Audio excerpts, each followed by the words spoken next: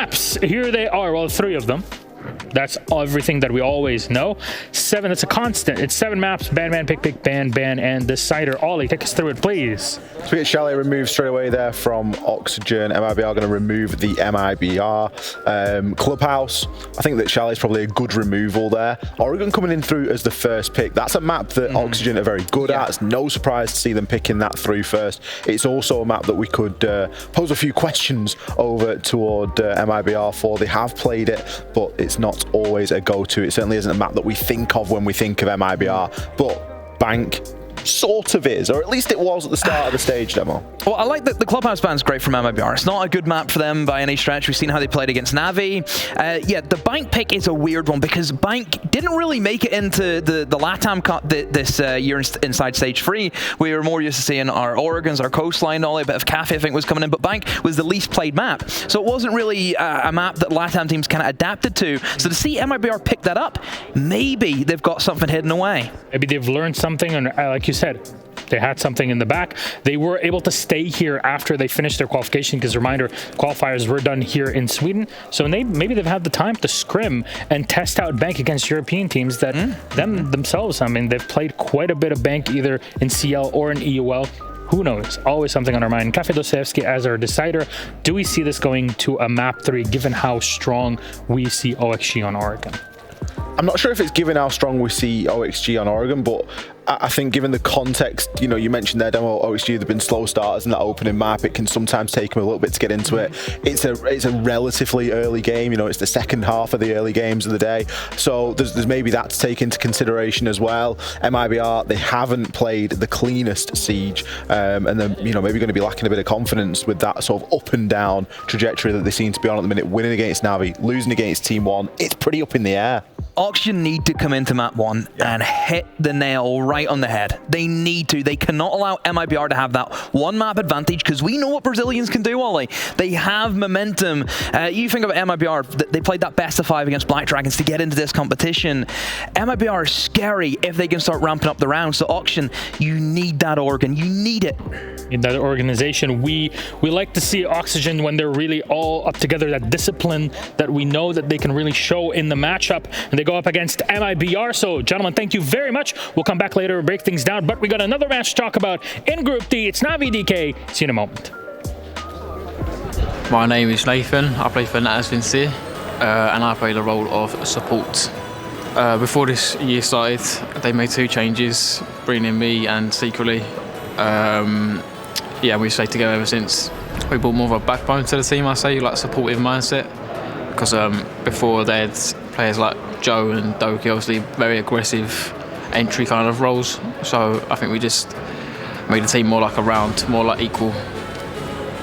Well, with stage 1, I think we were all like fresh, like the motivation was like really high, obviously new team, all that sort of stuff. And everyone played their individual play style. Dorky with another big kill. It's as if Na'Vi are just worrying about the diffuser, and Dorky is worrying about the kills. Secretly gets one from the hatch, and it's again falling apart for G2 no matter what they try to do. If that kind of makes sense, but I think as we gradually, like in the team for longer, people wanted to play like more of a structured way, more of like a perfect siege kind of gameplay, but I don't think a perfect siege will ever like do well. So I think slowly, that's what it is. Stage 3, it was a mixture of that and just lack of motivation, I'd say, from the team. Like it was just like energy being put into their game. But I think we're slowly working our way back to getting that natural play style back in and not trying to play the perfect siege, quote unquote. I would say, well, we're feeling confident. So I think top 4 would be a really good result for us, at least. But obviously everyone's going to say they're aiming to win it. But I think top 4 would be a really good result for us. I mean, I think we have a set plan, like the way we play the game, but I think there'll be like small adaptations, and if those adaptations are made, majority of them will be made before the game, whether it's like strategic or like operator bound-wise. But I mean, like mid-round, we all like individually are smart enough to know like cool adaptations. So watch out for Doki, I guess. One-man team, isn't he?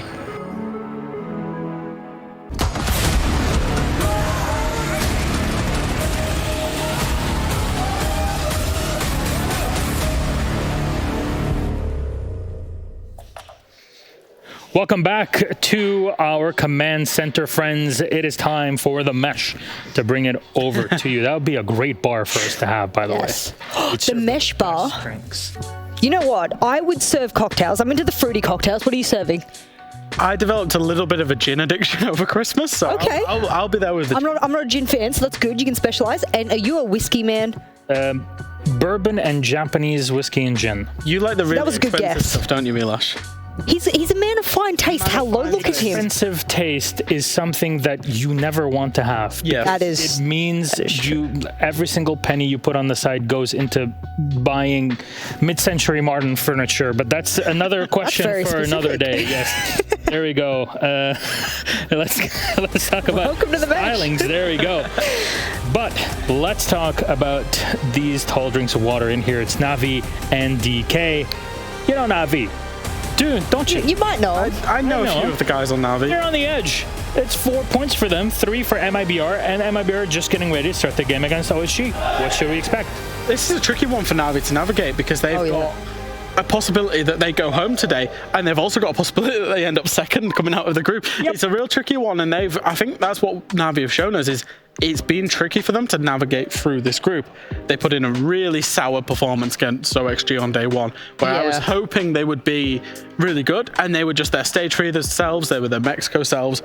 They've come through it, and actually yesterday I was really impressed against their MIBR. Oh, yeah. Clean 2-0 against what is, shaping up to be the weakest opponent in the group, but it wasn't about the opponent, it was about the performance for Navi. If they go and back that up today, they'll be full of beans, they'll be full of confidence going into the playoffs. Really lucky to get that second map as well, 8-7 against MIBR. So that was such a close shave. And we talk about, necessities here for Navi. That 1 point against Team 1. That's the thing, yeah. That's the kicker, Milosh. If they didn't get that 1 point against Team 1, they would be staring down the barrel right now, even though they've got the head-to-head with MIBR, of a possibility of MIBR just getting that 1 point, possibly pushing them into that 5th spot. That is just the biggest thing. And they're going up against opponents who have nothing to lose. Absolutely. What I loved about Navi yesterday was I've been challenging Blur, and I've been talking about, obviously I'm from the UK, this is a UK team. I love the UK teams, I want to see them do well, but I'm also their biggest critic when things don't go right. Blair, for me, has had such, the man on your screen right now, has had such a quiet stage 3 and in terms of EUL, and then the start of the tournament where he was last alive in 1vx's multiple times as the second entry. Finally, yesterday, he stepped up and we saw what he's capable of, and he needs to continue that. Well. This is Navi. Of course, they go up against the leaders of not just their group, but the undefeated team, the only one here at Invitational. All 9 points that are possible to collect, well, they've collected them, and they are trying to catch them all. 3 more points that they can get here to make them 12. Of course, 4 matches to, multiplied by 3 gives you 12. We all have math in the morning. Quick maths. Quick maths, as I'll say. But down on Kia, we've been on this train for quite a while, and it is go. And this is a bullet train going as deep as you want it to go, Joe. My God, this has been a team that has surprised and kept that upward trend almost consistently since they were GC Busan Spear, picked up by Down One Kia, and this roster on your screen right now has had multiple star players. We've spoken about a different player in different capacities, in different tournaments, almost every single part of the entire last year. It's incredible. And now we get to talk about a different man, a man who was maybe the dark horse of the team for a little while there, yeah? We get to talk about our man, Woogie Man, who's the 3rd highest rated player in the entire tournament right now. Not only that, he's the 4th highest in the entire tournament for KD. Not only that, he is the 2nd highest for clutches in the entire tournament. This man doesn't stop, and he was never the star player for the roster. He was always overshadowed. He was the bridesmaid and never the bride. And enjoy that veil, Woogie Man. Wear it proud. Different player steps up every tournament. I think back to Mexico, and I think, it was the Yes. I think to Sweden, and it was Mexico, Rin as well. Yeah. And then we get here, and I'm not saying Yas and Rin haven't performed. No. Or coated, none of them, but Woogieman's really stepped up, and that's not what we've seen recently, and it's good because it shows they've got that strength in depth. Stone cold face. There you go. Let's talk about our maps, though, friends. 7-map pool. Ban, pick, ban, pick. And Jess, please kick it off. I wanted to kick it off by a little bit of a speculation, theory crafting that you and I had discussed before getting on. Damwon Kia, if they're smart, ban some of either their best maps, or they just go to complete random maps in their map pool. If I was them, and I'm number 1 seed, I'm sitting there going, let's go to the most random maps in the entire pool so that I don't have to play a map that's going to be strong for me in the playoffs. That is the smartest strategy. Looking unfortunate because a clubhouse pick from Damwon Kia, that doesn't scream random to me. That screams on point, on script for Damwon Kia, which is a bit of a shame strategically for me. You know that I love understanding what team's map preferences Yes. are. And I'm just going to tell you the map preferences of Damwon Kia 1 to 7. Oh, well, 1 to 2. Okay. 1, Chalet. 2, Clubhouse.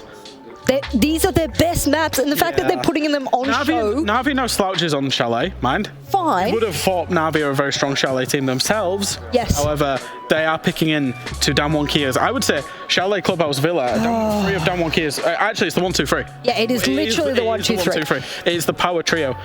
This is confusing. This is confusing because, okay, let's say Damwon Kia does this. They've obviously not gone with the strategy of hiding maps now, playing it however they want. This is their best maps.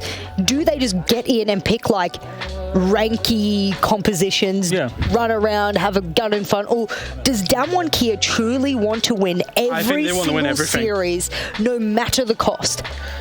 They would be the undisputed best team to come out of it. Like, there was a conversation going on in the green room. It was last night between me and Dev Marta. Are Damwon Kia better than previous iterations that we've seen out of APAC, of Norengo, Fnatic? Wow, okay. If they go completely unbeaten, not dropped a single map through group stages at SI22, I would argue yes. And I think that's what they want in their head. They want people to be like, we are undisputed, we deserve to be here, and we are going to go deep in this tournament. Big question on our mind now, friends. Na'Vi, will they save themselves from Damwon Kia or Damwon? They want it all, much like Queen. They want it all, and they want it now. Those 3 points to make it 12. Is that what's going to happen, or will Na'Vi save themselves from the last spot? MIBR fighting their own fight as well at the same time versus OXG. Thanks so much, Jess and Fresh. Let's toss it to our casters. It's game 2. Good luck, have fun. All right, everybody, thank you so much. It's time for our second matchup here on twitch.tv/Rainbow6, and there's an awful lot on the line. Nick, we have Oxygen from North America going up against MIBR from Brazil, and both of these teams enter this match with the chance that one of them could be going home. Yep, that means that if there ever was a time to show up, it will be now, and this doesn't bode well for either team really, because OXG, they've been failing to close out games at a crazy lead against Team 1, somehow lost 6 rounds in a row, I believe, and then ended up losing the map and ultimately didn't really finish out strong. On the other side, MIBR, the only victory they've had so far at this event was in a domestic matchup against their fellow comrades of Team 1. So, statistically, they're both kind of trying to claw it back and show that they can perform when it matters the most. North America, as a region, have had difficulties in the final 30 to 40 seconds of rounds, especially when the match has been on the line. Dark Zero, Sonics, and OXG have stumbled in the closing rounds of matches and been unable to put away games where they had quite a large lead. Now, DZ seemed to fix that yesterday, but they were going up against a North American team in TSM. The Sonics did it earlier today in their matchup. So now, will OXG continue that trend line from North America? Because if they don't, the only team that is below both Na'Vi and OXG in the standings, MIBR, could be the team to emerge in second place in this group. The only thing that is certain is that Damwon Kia will finish first. They've got the top seed, and they're in great position. They're on the other stream, by the way, going up against Na'Vi. Na'Vi just need a single point to avoid elimination if they get it. If they win map 1 against Damwon Kia, who are currently 6-0. If Na'Vi can be the only team to take a map off of Damwon Kia, then these two teams will be fighting for who maybe goes home. But I also think it's worth noting that Team 1 could go home. They're not playing today. So Team 1's fate is very much out of their hands. First map is OXG's pick onto Oregon. Here are your operator bands. We got the Hibana being brought out, the Thatcher, the Mirror, the Wamai. And this kind of leaves the question open for MIBR. Did they study OXG?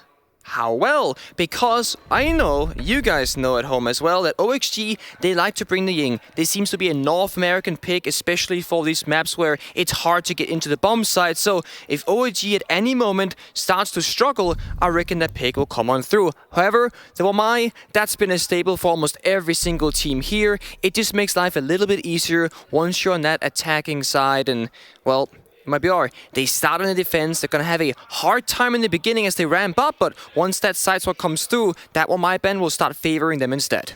One thing that we're going to be touching on an awful lot during this matchup is not just the results of each map and the results of this series, but how that factors into the rest of Group D, because the landscape will change starting tonight.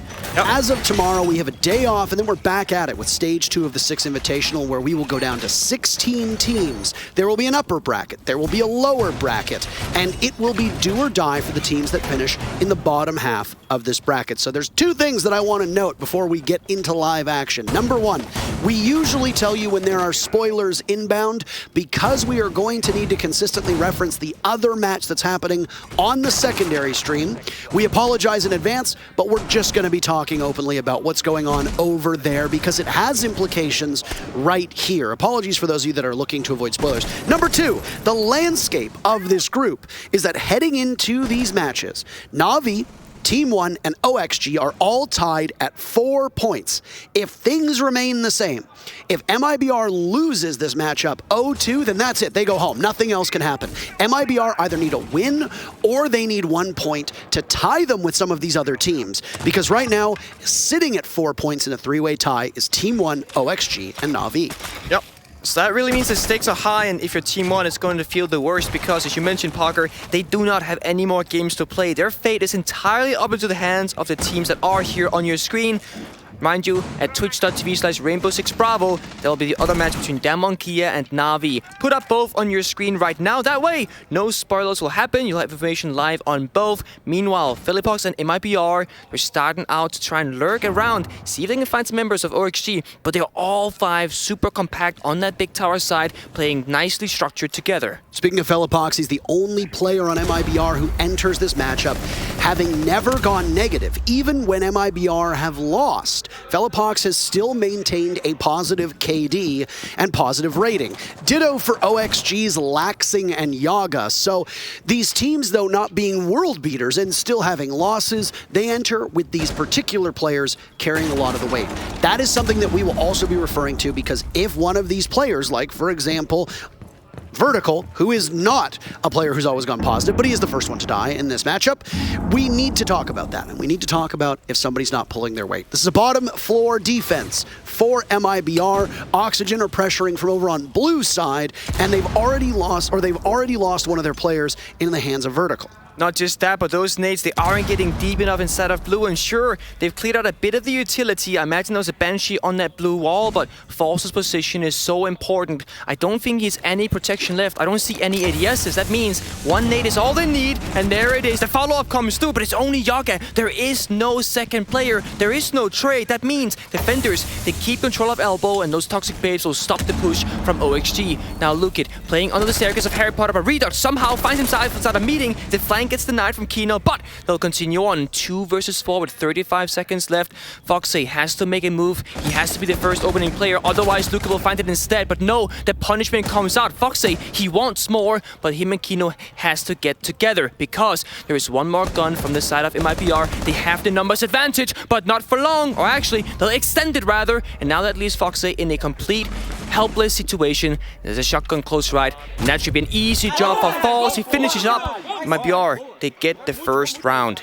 Well, OXG entered from the same area. 3 of their players on the blue side of the map going through bunker. They did not clear out pillars to the speed or, I suppose, the need that they had. So you don't have map control in one of the most crucial aspects of this basement bomb site. Additionally, because OXG were so tunnel visioned in their strat down below, they didn't spend enough time droning out that mid floor. There's no reason why we should have seen MIBR hold on to the mid ground and the middle portion of that first floor for so long, especially surrounding meeting. If you're going to try to get the hatches open, you have to ensure that you've cleared out meeting, you've cleared out lobby, you've got at least either a flank drone or an operator designated for flank watch, and that you're not going to get punished for it. MIBR love to roam. They did it yesterday, they've done it in all their matchups. There's no reason to believe they won't do it here. Absolutely. And if you're OXG, then there's two ways to go about that, Parker. You can either go for that full map clear that we usually see teams go for, and if you want to be more of a limited kind of attacking team, you could bring out the Nomad, right? It's available, it has not been banned out. It'll ensure that those flanks from Redoc doesn't happen like it did the previous round, and sure enough, Kino, he shut him down. It was only a one fall from OXG. They did not lose two members, but you could have basically made sure that nobody would fall at all, and that is even better. You want as many of your teammates next to you as possible, but you really want to clear out the roam. You really want to clear out the map, because the more space you have as an attacker is the more safety and comfort you will gain as well. MIBR, they're setting up side extremely well. We're seeing shield, we're seeing those laser gates, we're seeing bulletproofs. They really want to speak to the structural integrity of Oregon Kidstorm defense, and OXG will have to break it. They got a ton of nades on their side, 8 in fact, as well as 2 gun 6s. The only thing they do not have a ton of are flashbangs. But then when we look at the operator band selection from MIBR, the Womai, it's off the board. And even there is no Jaeger available. Every single nade and every single flashbang will do a ton of damage. The only thing that will stop them, even remotely, will be Luke Kid's Aruni gates. But there's only 3 of those. They can go on doors and they can go on windows. Hell, they can even go on reinforced walls. I don't think that will be enough. Yaga, sneaking up the white stairs. We know that teams, they have big priority here. There is not even any barbed wire. There's a Banshee at the very top. The angle is now opened up. I'm sorry, that's the Yog Dog that you're talking about. Yog Dog. That's the Yog Dog that you're talking about, and he uses the single shot of the Gon 6 to take out the Banshee that's up above. But once again, there's a player from MIBR waiting patiently, not too far out of reach of OXG. If they have not droned out Lukid, then MIBR will again get to capitalize off of a blind spot and poor droning from OXG. This isn't necessarily an issue with droning, but Kino decides to engage with the Echo and loses it. Felipox, a relatively easy pick to start things off with. And OXG are aware of that player down below, and Lukid, the one that I had talked about. You need to ensure that you have control of the whole map if you're getting this execute off. It seems to be that OXG are confident in that, but Lukid is now approaching from a different angle. Yeah, Lukid fell off. He can now strike from any position. And OXG, they haven't gotten any further on this map control. It's Yog on the white stairs, Foxy on that big window with Laxing and Vert down below. They need to find an opening, and right now, MIBR, they aren't giving it. They're so far back on site, they know they don't have to extend up. The nade, though, oh my god, that's huge. Not only is it falls, it's the smoke off the board as well. Falls had already been injured out, and that's the Yog Dog that we were talking about, expending that second grenade and baiting out a toxic canister in the process. The feat of Foxy shown for a moment as Rap shoots away at it. He's still got a mark, but Laxing killing Lukid down below means that most of the forces from MIBR are upstairs. There's an Echo drone in play, but with 30 seconds left, you're going to give yourself away.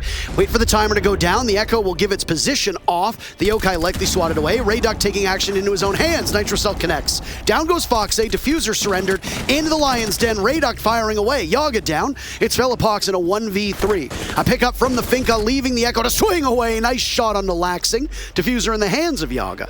Vertical overhealed, waiting, but there's the feet. Felipox shooting away at that. 5 seconds left, and Vertical will need to take the engagement. He doesn't know where to look, to the right, to the left. He gets it at the last second, the hero of OXG, and it's a tie game at 1 round apiece.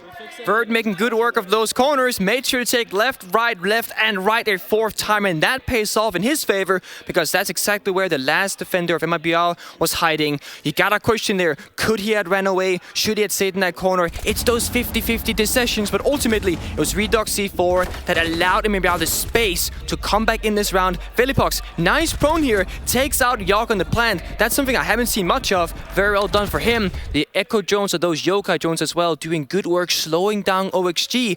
I know they love to play for the plant. Foxy being so efficient at spotting the openings and allowing his team to get into the position of trying to get down the diffuser. We all know, once the diffuser goes down, attacker's in a really good position. So putting all your eggs into that one basket seems to be what OXG is trying to do. Remember, they only took small tower kitchen control. Then Yawk walked up the wide stairs, got the clue onto the smoke, and that allowed and basically started OXG's attack, started planting, it all played out. Good defense from MIBR, making sure that they had so much utility to stop it. Similar fashion, as we're going to the third bomb site of this map, we're not going back to Kids Dorms, we're going to Meeting and Kitchen. Not the dining bomb site, the Meeting and Kitchen one. This is something that you can kind of ask yourself, which one do you think is better? Honestly, in my opinion, if Maverick's on the board, I like the dining one, because Maverick can make really good work of those big tower walls into sight, but that's where MIBR, they're actually playing it open, they're playing it soft. That means the Maverick will not have as good of an effect as normally. That might just mean that OXG, they have a harder time approaching the map. So far, it doesn't look that they care anyway, as Laxing's on this master bedroom rappel. And of course, OXG, they are never alone. If you see one player, there'll be 1, 2, 3, maybe even 4 to follow as they're playing close together. But I say that, Fellybox takes out the single lone member of OXG, that's Yawk, off the board.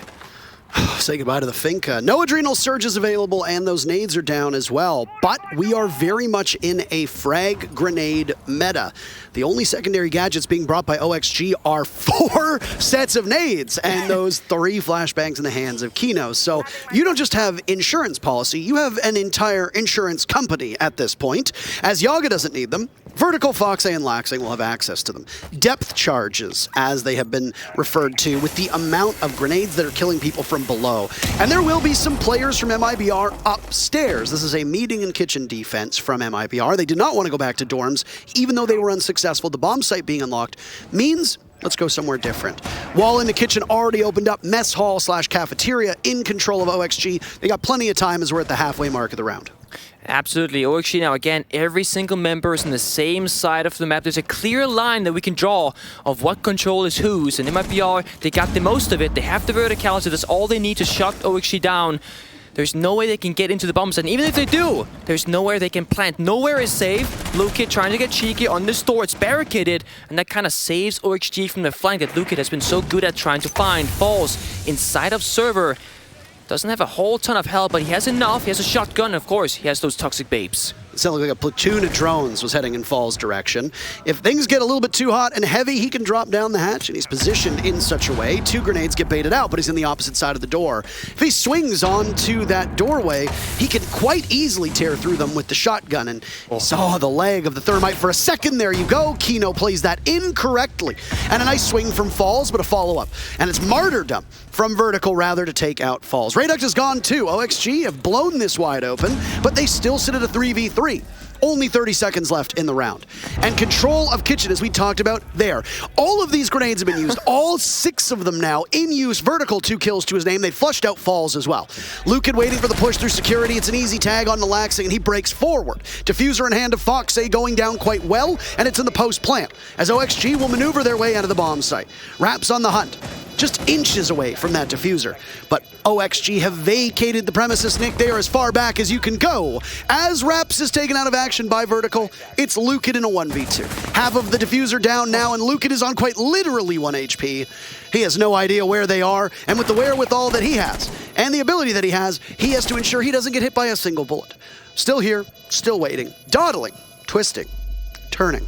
Twirling towards freedom? No, towards death. And that's it for MIBR. It's OXG taking 2 in a row. Extremely well-disciplined 1 versus 2 from OXG. They didn't give a single piece of space to MIBR. They knew the bomb was down. That's what they want, remember? Once that succeeds, they know that they're in the driver's seat. They just gotta play it smart now, play it together. And honestly, so many grenades are tossed out. So many grenades kills that round. I counted 2, and that's 6 grenades total. But remember, they actually would have had 2 more on this side of Yawk had he not fallen as early in the round as he did.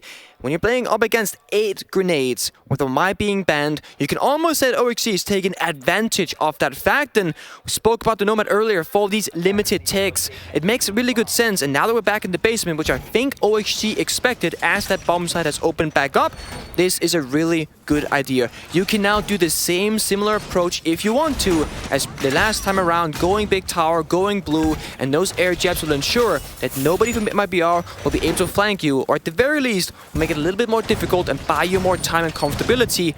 Maybe basically meaning that more guns can go to your side in the right direction. Last time we saw it was Kino and Fox trying to clutch it up. It didn't really work, and that's because Falls playing with that shotgun, playing close really well. Both of the round victories from OXG have been relatively close, if you think about it. Final moments, teams trading back and forth. Every single round thus far, MIBR have been the team to get the very first pick, and all of them have been uncontested picks. Yep. No trade back for quite a while. So you have an upper hand, and yet OXG in these 2 rounds still managed to overcome that. Heading into this matchup, Oregon has the distinction of being the most defender-sided map here in the group stage with a 56% win rate for the defense. I know that doesn't seem like much, but that means that usually you have a better chance every single round, irrespective of what site you're going to. So the fact that OXG have been able to take 2 rounds, even while being behind in utility and in man count, is a very promising sign. But they really struggled with this bomb site. I don't know what they're going to do to change up their attack on the laundry supply, but we got 2 minutes to see how it unfolds. That would do. You said 56% for Oregon. That's the first map of the series. Second map of the series is Bank. That one has the lowest win rate for the defenders on 40%. So complete opposites in these 2 first maps that we're going to be seeing. But we're on Oregon. It's defender time. It's where they're favored. And MIBR, they're keeping up the same pace, making sure to slow down OXG, killing some drones and making them fight for all the injury points. Vertical and Laxing now on this tier 1 of Big Tower. Playing together, making sure that no one's left alone. Falls doesn't really try and go for that hatch contention. Smart of him. Foxy breaking it apart with the torch. He's doing quite good work himself, trying to stay safe in the process. You do not want to die while trying to Maverick towards a hatch. Flashbang comes out, Injure follows along, and a kill to finish it off. Kino now doing good work on the Thermite. And that is 1 Flashbang spent for a whole kill. It is a late round first pick, though. A minute-ish to go, just past the halfway point, means that OXG are going to have about 30 seconds to work with that lead and see where it goes. The Valkyrie down on a player who's 0-3. I mean, there are higher priority first picks, but still, MIBR now can't watch the same amount of angles because there's going to be one part of their defense that is weaker as they don't have all 5 bodies upright. At the bottom of Freezer Stairs, prepping for the execute. Gone 6 in hand and an 8. To boot is the Yogg Dog again. In a 2v3, Fellapox has now been down, the best performer for MIBR this entire event. His influence on the round will no longer be felt. Rayduct is also taking quite a beating. Falls, asserting himself inside of Freezer, managing to live, but Yaga swings in, and down goes Falls. It's a second on to Fellapox as Luke gets torn to pieces. Yaga's killing everybody, including his own teammates, leaving Rayduct as the final member of MIBR still standing. The first kill for MIBR comes in on a Foxy as Vertical's halfway through that diffuser. Impact grenades go out, but they will not hit the Yana, and once again it's a post plant before the man who went to town with all 100 bullets. Once that gun starts firing, it don't stop, baby. Yaga gets the final kill. OXG's up 3-1. I know LMGs are fun to use, Yogg, but honestly, if there's a teammate, crossing your crosshair, it might be worthwhile, letting go of left click for just a brief moment before continuing on, just destroying absolutely everybody in the server. He killed the injured player, killed his teammate, found 2 kills following that, and really great injury from him. I really thought that grenade onto Falls inside of Freezer would have just ended him right then and there, but Yogg, he followed up with that grenade and ensured if the nade doesn't do the job, I will instead. And I really want to praise OXG's drone work. They only lost 4 drones when that execute came through. And the reasoning for that is how they're using their drones. They're basically droning up into positions that they care about, and then instead of going forward and losing them, they just stick their ground. They're not overly aggressively droning further than they know that they need until they need to execute. And that's super important because if you let MIBR run around the map destroying every single drone on their own game, you're going to be absolutely blind for the execute. And when you're out yelling, like Foxy is, you need as much of a picture painted as possible. That's going to make your life a lot easier, but also, you're just going to have a much higher chance of winning the round. Remember guys, last time we saw OXG at an international event was Sweden Major. What do you know? Foxy unfortunately could not attend. This means it's the first time in a very long time we're seeing the full squad of OXG on international turf. Other than that, at a LAN event, we did see OXG at the NL finals. They got 3rd/4th. They lost their first game, their opening game, against Sonics. And that was all that they had that turned around. So we haven't seen much from them. And what we've seen so far here at Invite 22 has been mixed. Mostly good, sometimes bad, but the biggest thing is that they've just been failing to close out leads. Right now, they're in that lead again, 3-1. Can they continue up and actually close it out? Nick, they've got vertical on IQ, by the way. Yep. I don't know if they needed an IQ at any point over the last couple rounds, but they're bringing one nonetheless. Funny enough, most times you see a team bring one is because they feel like they're getting beaten by black eye cams that they can't discover. But if you look to the right side of your screen, there's no Valkyrie being played. So even though there was in the previous round, that was Raps running with the Valkyrie, there's none this time.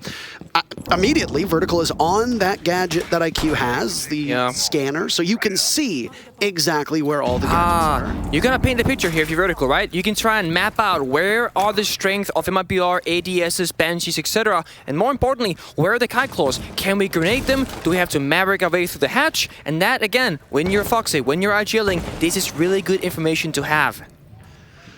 We'll want to talk about the other stream just for a second. It's going on at twitch.tv/Bravo. Spoilers, deafen if you don't want to hear about it.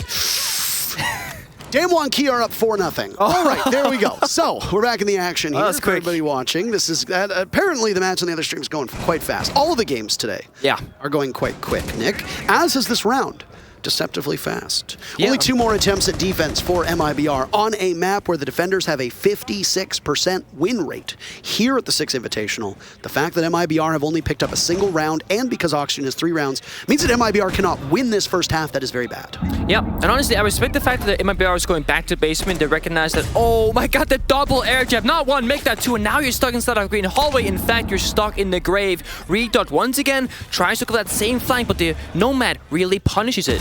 Laxing read off of that immediately. On drone, air jab goes off. Laxing quick to act. Malusi down, and one of the better performers on MIBR is now unavailable. But again, another late first pick. So MIBR won't have to wait too long at a numbers disadvantage. But as was the same with the last round, MIBR will not have another set of eyes on one of the entry points. But they've equalized. Kino is dropped. Thermite down. Likely that those exothermic charges have gone somewhere. Nades will rain on out. Yaga still inside a freezer. This has been his workplace thus far, and in the midst of the smoke, he has to be concerned with somebody swinging in his direction. 15 seconds, now Foxy will fall. Luca has been down through the wall. Yaga gets 1, but Raps picks up 2 of his own, and a 3rd for Raps, a quad in fact. Last one up is Laxing, but Falls denies the ace, and MIBR take their 2nd round on defense. I will say, scrappy from MIBR, but they found the picks. Yogg inside a freezer got shut down. You said that's his workplace. That it is indeed, and even though he had Toxic Babes tossed his way and 2 players swinging him,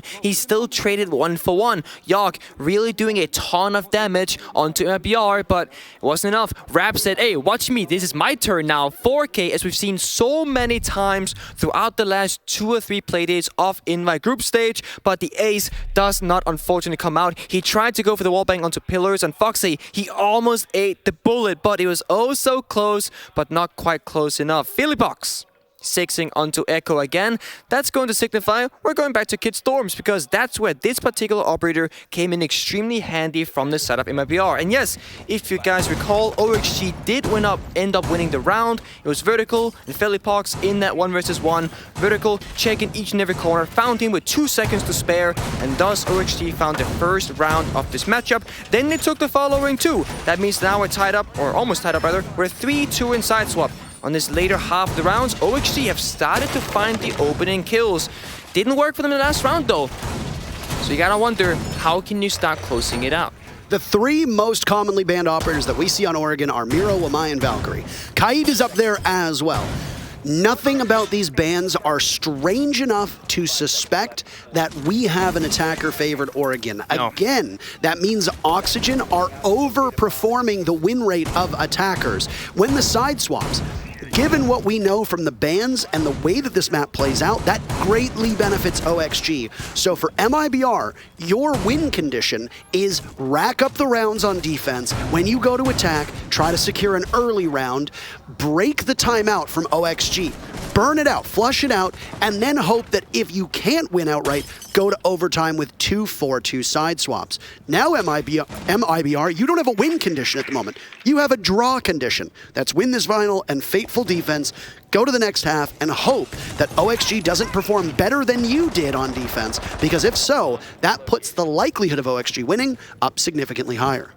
Yeah, I'm really curious to see what the side swap will be like. Will we just see these really weird rounds where, yeah, well, our statistics say one thing, that Defender sided Oregon, but what do you know? Whenever we're casting these games, it always seems to be the opposite way around. So the stats really are skewed in one sense or another, and that's the thing that how Defender... Vertical, good night. I'm sorry, smut is not allowed on this screen right now, Nick. That is not safe for work. Shield your children's eyes, please. They are not allowed to see this. That is ruthless, Vertical. Nice shot from you, and that's an earlier in the round kind of opening kill. We haven't seen those lately. It's been very late usually. I really wish, and if we see this, production, if you're listening to me, I would love to see Lukid's reaction to that kill full screen at some point, maybe at the tail end of this round before we throw up the half swap. I would love to see how Lukid reacted to that. Roni in hand, by the way, 4 in a Rooney means you only got 16 bullets, but that thing is so deadly, strong rate of fire, relatively low recoil, but he just gets simply outgunned by the Yana. Yeah, and we're seeing the exact same attack from OXG. They got York on the white stairs, 2 guys outside a big window. Laxing trying to get active on that Gen Repel angle to cut off the bomb site in half. Quite good. I would love to see a Kid Storm Repel from that 5th player of Vertical, but he's down below. He's trying to do some damage. He might have an nade in his pocket. I can't see it right now, but we all know once Fox jumps in, that's to activate the plant. There's only 1 nade left. You're correct. That's Vertical. The depth charge goes out. Damage. Oh, Falls gets away with a single HP. That could have been another player from MIBR taken out. I don't know if Vertical is aware of the damage that he did, but he's going to look to secure that kill. If you're the smoke of Falls, you want to get rid of those toxic canisters fast, because you might end up finding yourself on the wrong side of Oxygen's aggression. Foxay waiting for the call now as he rushes in, but Rayduct gets one, wraps and falls in on the scoreboard too. Teams trading back and forth. It's a 2v2 with 20 seconds to go. Wraps down or damaged, but still upright, pulls out the pistol, can't outduel Laxing. Few can at this event. Rayduct in a 1v2. Timer waiting. Kino has more than enough time to get the diffuser down. They'll try to flush out Rayduct from his position. Laxing sees him, can't hit the shots. Nitro Cell goes out. He connects, but not before the diffuser gets planted. Laxing has the follow-up. That's Cardigan Laxing, by the way, imbued with superpowers when that garment goes on. First half, OXG 4, MIBR 2. Oh boy. You know, Parker, you and Laxing look quite familiar or similar today. Yeah, you both got that Cardigan swagger. I only wish that I could look as beautiful as he does. I gotta be honest. Laxing is a good-looking dude. So are most players in this matchup, and so are most... Here. Oh, it is? Oh. Oh, we don't see his face, though. We're supposed to see... I want to see his face, man. Sadness, the anger, the absolute, like... Just the look. I can only imagine a look of dismay, like, kitchen? Kitchen. Is the call. Immediate follow-up in that regard is kitchen, I guess. I think so. I'm not sure. I just got sent to my home planet. I must go. My people need me. Was essentially what happened on that one. First half, and let's do a brief half summary. Yep. Let's go over it. Let's see what happened. 4-2. Take it away. 4-2 for OXG, Nick. In terms of first deaths and first kills, both teams trading equally. 3 first bloods for MIBR. They come in the first 3 rounds. For OXG, they get their first 3 first bloods in rounds 4, 5, and 6. OXG comes out ahead in 2 of those rounds. Who gets the first kill is not as important of a factor at the present moment, because MIBR got 2 first picks, they lost 2 of those rounds, and 1 round they won, they forfeited the first pick. It's also worth noting that most of these first picks are occurring without there being a trade and somewhat early into the round. Yeah, there were a couple times where OXG got the first pick with about a minute-ish to go. That doesn't give you a ton of time to settle in knowing that your opponent's defense are on their back foot, but it still does give you a little bit of additional breathing room. 2 diffusers planted for OXG, and they won both rounds. They managed to get it down. The bomb cycle for MIBR was Laundry, Dorms, and Meeting. Laundry played 3 times, Dorms twice, Meeting once. Yep. Now we're back in Basement, the most played bomb site so far, if you combine both of those teams, of course. And OXG playing a similar-ish fashion. A little bit of early aggression, trying to slow down your opponent, try to kill a drone. They failed at that. There are 10 drones alive from the side of MIBR, so, you know, slap on the wrist, OXG, gotta do better there. MIBR typically found between 1 and 3 drones themselves within that first minute or 45 seconds or so. But in similar fashion, Phillypox, much like Foxy, will start torching away at those hatches, and MIBR will have to now paint their own canvas, figure out what's the side selection, or rather, how have you put it up.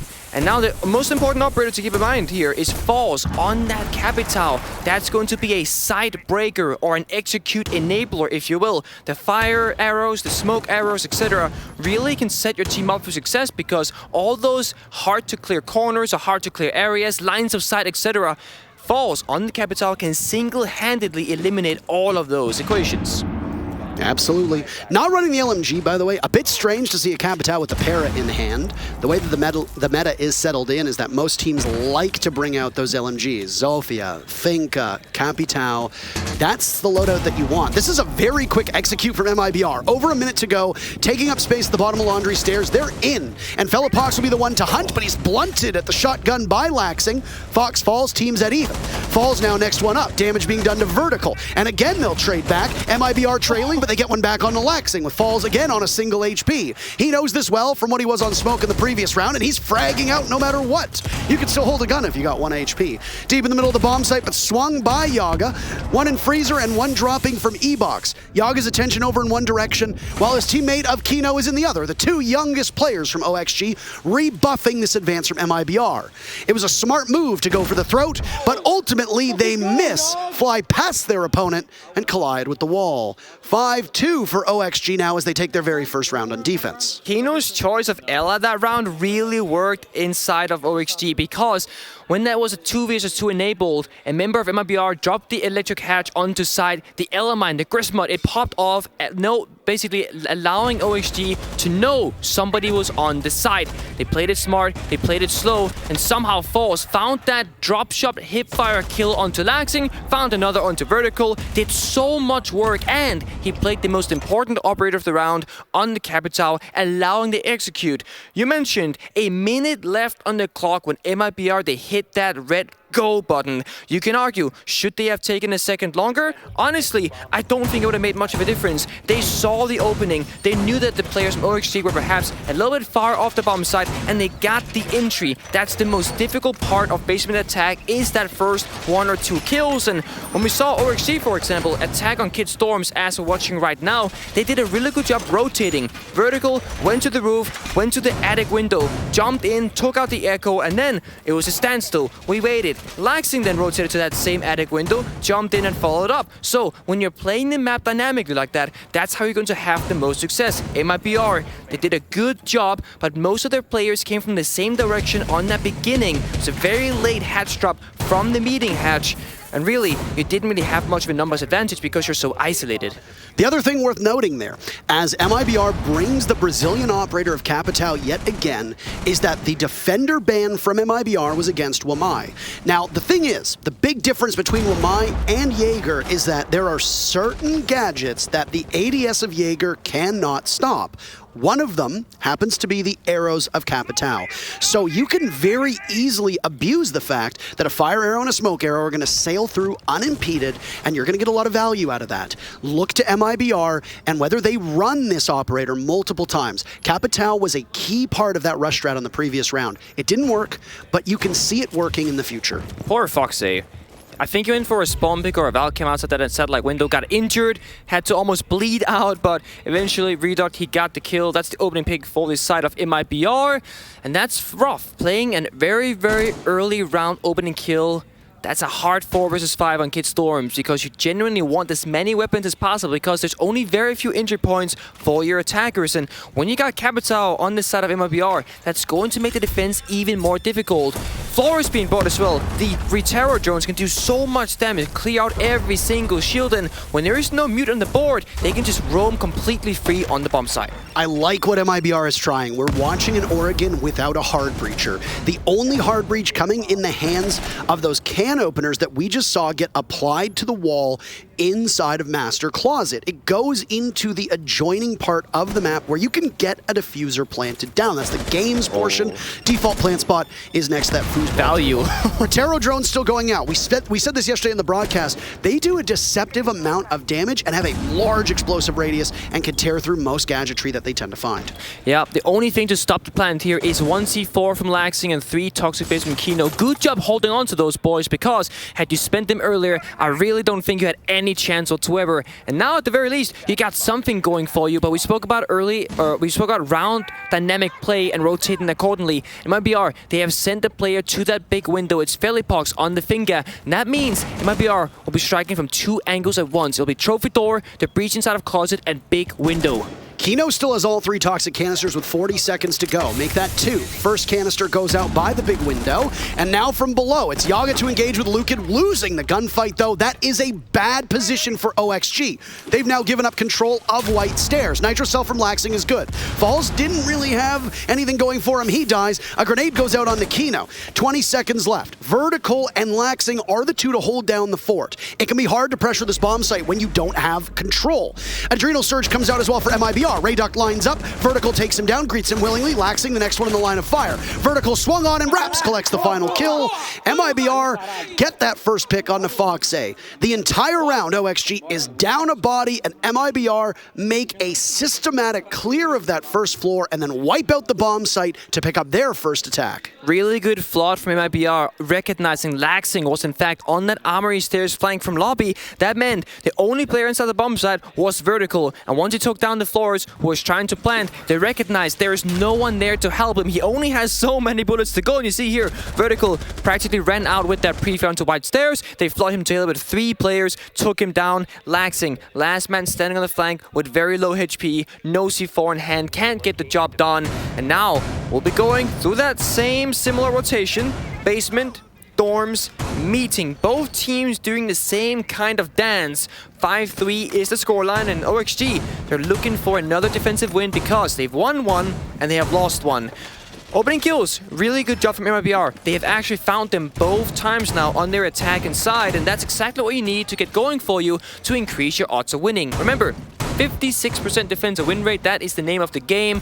Although, so far, more rounds have gone to the side of the attackers than that of defense. In fact, it's been 5 rounds for attack and just 3 rounds for defense. So, the stats, I'm almost gonna say they lie, but they certainly aren't telling the full picture either. Every single region and every single team within every single region, they play the game a little bit differently. You're not gonna see every single, like APAC and EU, they don't play the same way. And more importantly, you can argue that, for example, theoretically, EU can beat LATAM with quite easily, but then NA can beat APAC quite easily, but then LATAM, they beat everybody, and then it's like, well, what happens next? It is an interesting situation, especially within this group, and we would like to remind you that there is a match going on the other stream. Spoilers inbound. Damwon Kia went out to a 4-0 lead, but Na'Vi are tightening it up. The scoreline is currently 5-3 in favor of DK, but there is still much to go. Funny enough that the scorelines are identical at the moment. That they are. OXG was up 4-2. They've traded back and forth. Now, the thing is, OXG still remain on this favorable side. You're right in saying that this is an attacker-favored Oregon at the moment, but we still have a couple more rounds to go. If MIBR keeps winning, then we know it's attacker-favored. But if these teams just kind of go back and forth based upon what bomb sites are played on, OXG only needs to win 2 more, and that's it. No overtime is required. If overtime is needed, OXG's defending twice. Yep. So the better side in overtime goes to MIBR, which is attack again. With that said, we're just past a minute, and it's another bomb site for OXG. They're defending on that first floor, playing again the bomb site, meeting, and kitchen. This was the same site that MIBR went to once. It went in favor of Oxygen. The attackers had not a real issue taking control. It's played out the exact same way. Remember, Kino now with shotgun instead of servers. That was Falls on the MIBR side. Foxy on the freezer stairs. That was Lukid on MIBR side. Exact same reflection going both ways. But Yark somehow on the ground now taken out. That's again the opening kill in favor of MIBR. They've done such a good job. All the 3 attacking rounds so far, they've gotten the opening kill or traded it within a few seconds at the very least. The only one where they didn't was when that rush strat happened in Laundry, as you put it. It was like 2 seconds later that MIBR got onto the scoreboard. So with that kill, they have about a minute to go. Work with all of that quiet. Rayduct is expecting a push from below him, and he'd be correct in that assessment. It's vertical with commando in hand.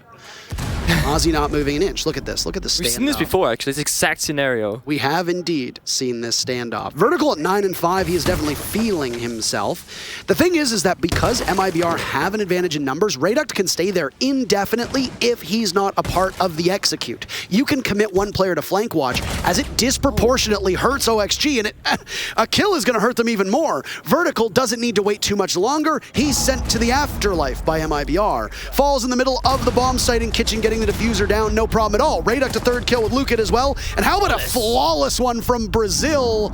Goodness gracious, what prowess from this Brazilian team. They're 1 round away for tying it up. MIBR looking better and better with each single round, and that's going to start the question, will there be a timeout? It seems to be the case, and if you had to guess, that's not MIBR taking it. I think OXG, they gotta talk it through and figure out what's going on, but actually, we see on the player cams, it seemed to be MIBR actually calling out the timeout themselves. Maybe they'll just want to gather the lead and continue up the streak. We'll see exactly what happens on your screen in just a moment on who exactly took the timeout. Either way, whoever took it, they can both talk to their coaches. Both teams can do that. It was indeed from OXG that it came through. That makes a ton of sense. They are now on the losing side. They gotta figure out a way to go back into this game. They haven't had much success in defense, and now they gotta ask themselves, which bomb site do we go back to? Right now, they are hovering Laundry. That is the bomb site they won, but they gotta find success elsewhere as well, because otherwise, it's OT guaranteed. Well, I like how you called this. You have to settle them down. Momentum is starting to build from MIBR. They've settled in. They had a good idea back in round 7. That was when after about a minute and a half, they just burst into the bomb site down below. They almost trampled Oxygen, but Oxygen regained their footing and then landed a counterpunch. After that, MIBR got the first pick in both rounds and then just did the last round perfectly. Flawless, not losing a single player on their team. So hopes will talk to the rest of OXG. Try and see what they can get working. It's unlikely that we are going to see another quick execute from MIBR onto this Laundry and Supply Room bomb site down below. So what are they going to change up? Well, at the last second, Felipox 6 picks off of a Finka and instead goes with a Ying. Now, over on OXG's side, the only denial that they have access to is a Jaeger. They did not bring in a Rooney.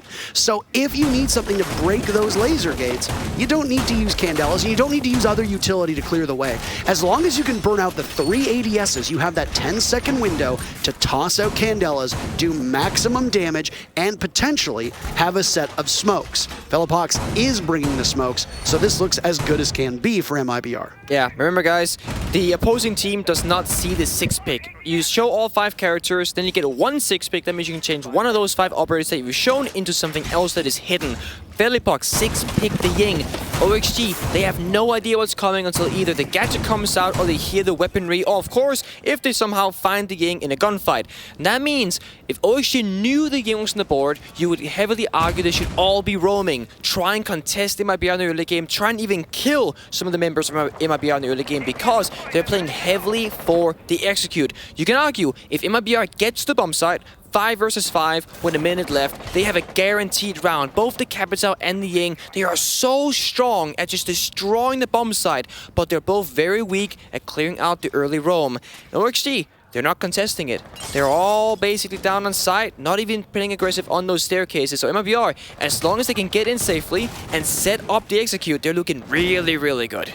I also like that MIBR is again rolling without a real dedicated hard breach. Yes, they're bringing in Maverick, but you don't see a Thermite on the board. Hibana obviously being banned. Ace doesn't really get played all that much on Oregon. So instead, do what some other teams did. This was something that we saw the Sonics do earlier in the event as well, where they'd bring a single hard breacher, but then they'd have that hard breach gadget on another operator, whether it be a Buck or whether it be a Capitao, which is the one that MIBR is using. So you have options at your disposal, and as long as you're not in harm's way, that hard breach gadget functions very similarly to a smaller exothermic charge that Thermite brings. Yeah, and especially for the hatches, it has the same effect. One can opener, as you see here, opens up one hatch. If you were to play Thermite, same story. 2 exothermic charges takes 2 hatches. One Capitao with 2 can openers opens up 2 hatches. Stonks, great value. And the fact that the lobby hatch is the only hatch to stay closed, that very heavily signifies what kind of push MIBR has in mind. Now, if you're XG, I really hope you check, because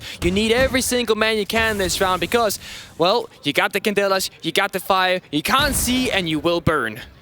So with that hatch being closed, as you pointed out, it alludes to a take from over towards that electrical box and then over towards freezer. This will be effectively a back and side take, no front take from the bottom of Laundry Stairs. Perhaps just sneaking though. Unless MIBR decide to change something up.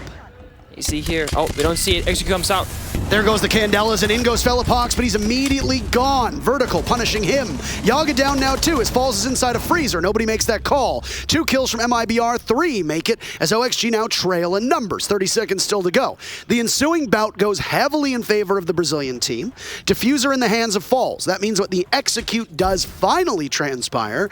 OXG will be in a 2v2, with Falls getting that diffuser planted. Foxay has a good inkling that somebody's over by the pillars. That's where Rayduct is positioned. Falls in the middle of the bomb site, taking damage, but the call is made. Rayduct is on the case. Will they swing onto him? The Goyo unprepared for that one. Laxing will need to clutch shotgun out, but he runs right into the waiting arms of Falls. We got a tie game between these two teams, as MIBR has now picked up their 5th round. MIBR, they tied back. Attack our favorite Oregon. They did a good job. They got the meeting hatch, got the freezer hatch. We just spoke about it. I was trying to say, Raps was sneaking down that laundry stairs. They were coming from all angles at once, and they didn't give us enough time to talk about it, to set it up in you guys' mind, because in MIBR, they just said, we're going right now. Candelas came out, the Ying followed, chaos ensued, but ultimately, we all know we came out on top. MIBR 3 versus 2, made that a 3 versus 1, made that a 3 versus 0, and they take a basement attack. That was the only bomb site that they had not won against on the attacking side, and now if you're OXG, well, statistically, you've lost every other option in the past. We're going back upstairs. It will be a Kidstorm defense. Foxy, once again on the Valkyrie. Last time around, when he was trying to throw out a camera off satellite window or go for a peek, he was injured extremely early on, really making OXG's odds a lot lower, because the Valkyrie, well, you can do a lot of damage with it. You can roam, you put down the camera, you have a free gadget, it's passive, and then you can roam around, be safe. Your teammates on the bomb site now has information that they can give to you while you're running around, but if you're in the grave, you can't do a lot of running. Exactly. That bottom bomb site proving to be a bit of a difficulty for OXG. They did win it. It's the only time that OXG has won on defense so far on this half. MIBR are actually outperforming OXG, or is tied actually at this exact moment. The only way that they're outperforming them is that they did get that flawless pick. And while OXG have traded out these very first kills, MIBR have really put in an exceptionally dominant half. There aren't a lot of deficits in the gameplay of MIBR on attack, which frankly is in stark contrast to what we saw out of MIBR yesterday. If you go back to their matchup against Na'Vi, the issues that MIBR was having was stalling out on attack and being too slow to drone correctly. This time around, MIBR look way more confident on Oregon. And it's crazy to me that that's the case, because this is not a map that's been played by MIBR at this event yet. And neither is Bank, which is up next no matter what happens here on Oregon. So we're going to get 2 good looks at maps that MIBR have not had to play yet. So far, I think they are competing just as strongly here on a map that is historically good for OXG and was picked by OXG. Yeah. And that also means OXG, they will not have any information how MIBR will play these rounds, play this map, and also the following of Bank. That means you're going in blind, and so far it shows because the telltale signs are there of what MIBR wants to do, and OXG, they've yet to kind of adapt accordingly. Remember, they like to execute. They're so good at it, clearing out utility. You're losing shields by the second, OXG, and you're still just sitting on side. You gotta get active. You gotta try and find a way to open up the round in your favor, because if time keeps ticking down, you will fall very quickly. Someone's been playing Aim Lab. Nitrocell goes out and it's caught wonderfully by MIBR. That's a piece of explosive utility wasted. Laxing is not going to get anything for that. Baited out by the Zofia of Rayduct, who now lingers inside of the bedroom. With Falls playing on Thermite this time, Capitao had his uses, but MIBR are willing to change this up again. I like, again, the word we will use to describe them, the fluidity of this MIBR roster. They come into this event as the lowest rated team. They squeeze in at the last second. They were the last team to make it to this event, and they did so by winning a best of 5 where they almost got beaten by MIBR. Falls getting the diffuser down though, as we can talk about that later on, and vertical swings with all of OXG hitting their marks. Diffuser goes down, but 3 kills from OXG, and they haven't lost a single body just yet.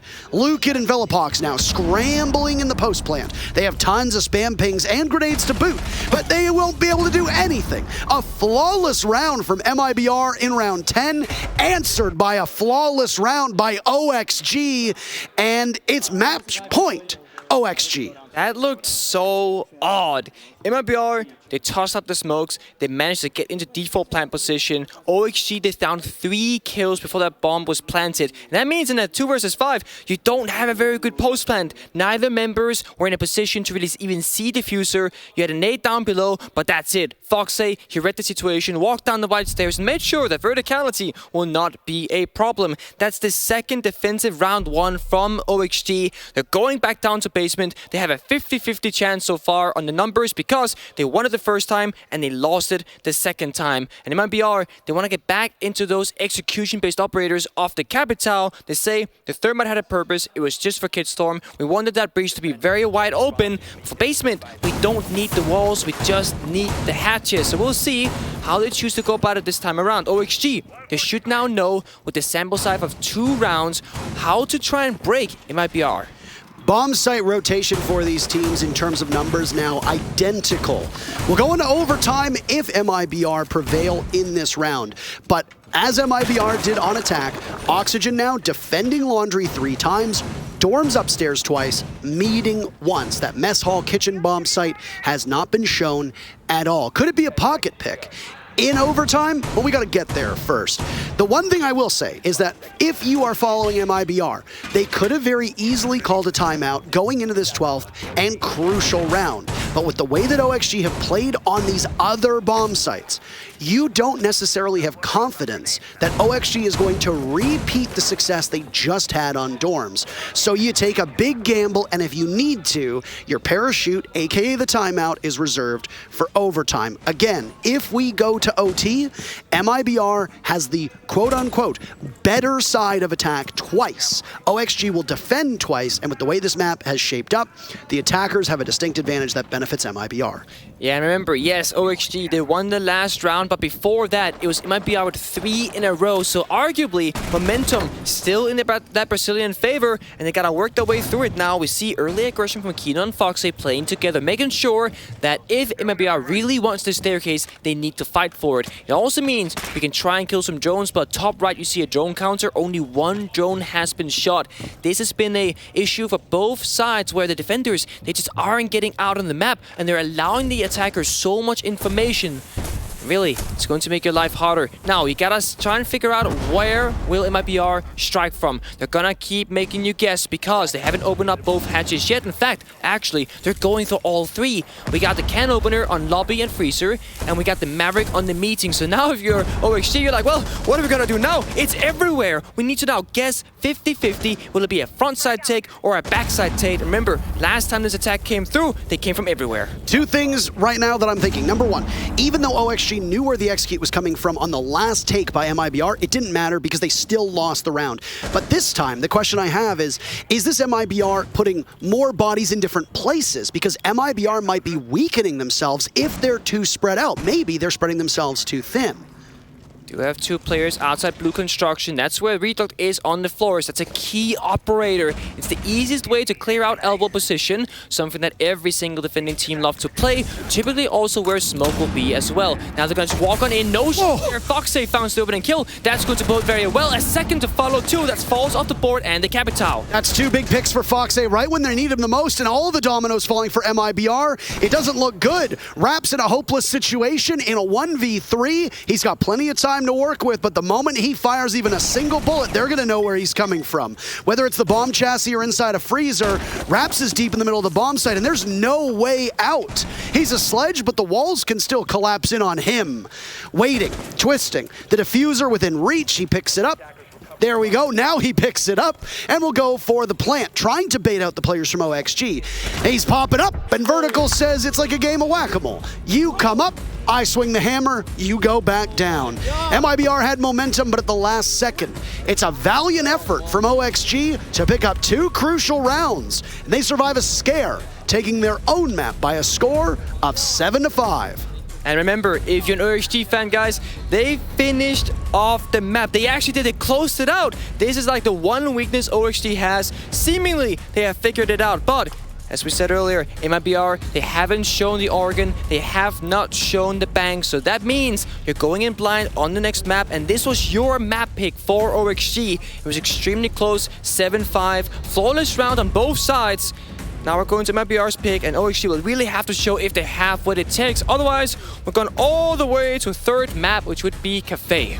Well, Bank is up next, and we're going to see that get played out from the first time by MIBR. It's been played twice so far by OXG. They won it once, they lost it the second time. So if you're MIBR and you've done your map ban prep, you know how Oxygen is going to play this. You know how they played it in the NA League. You know how they're going to play it here.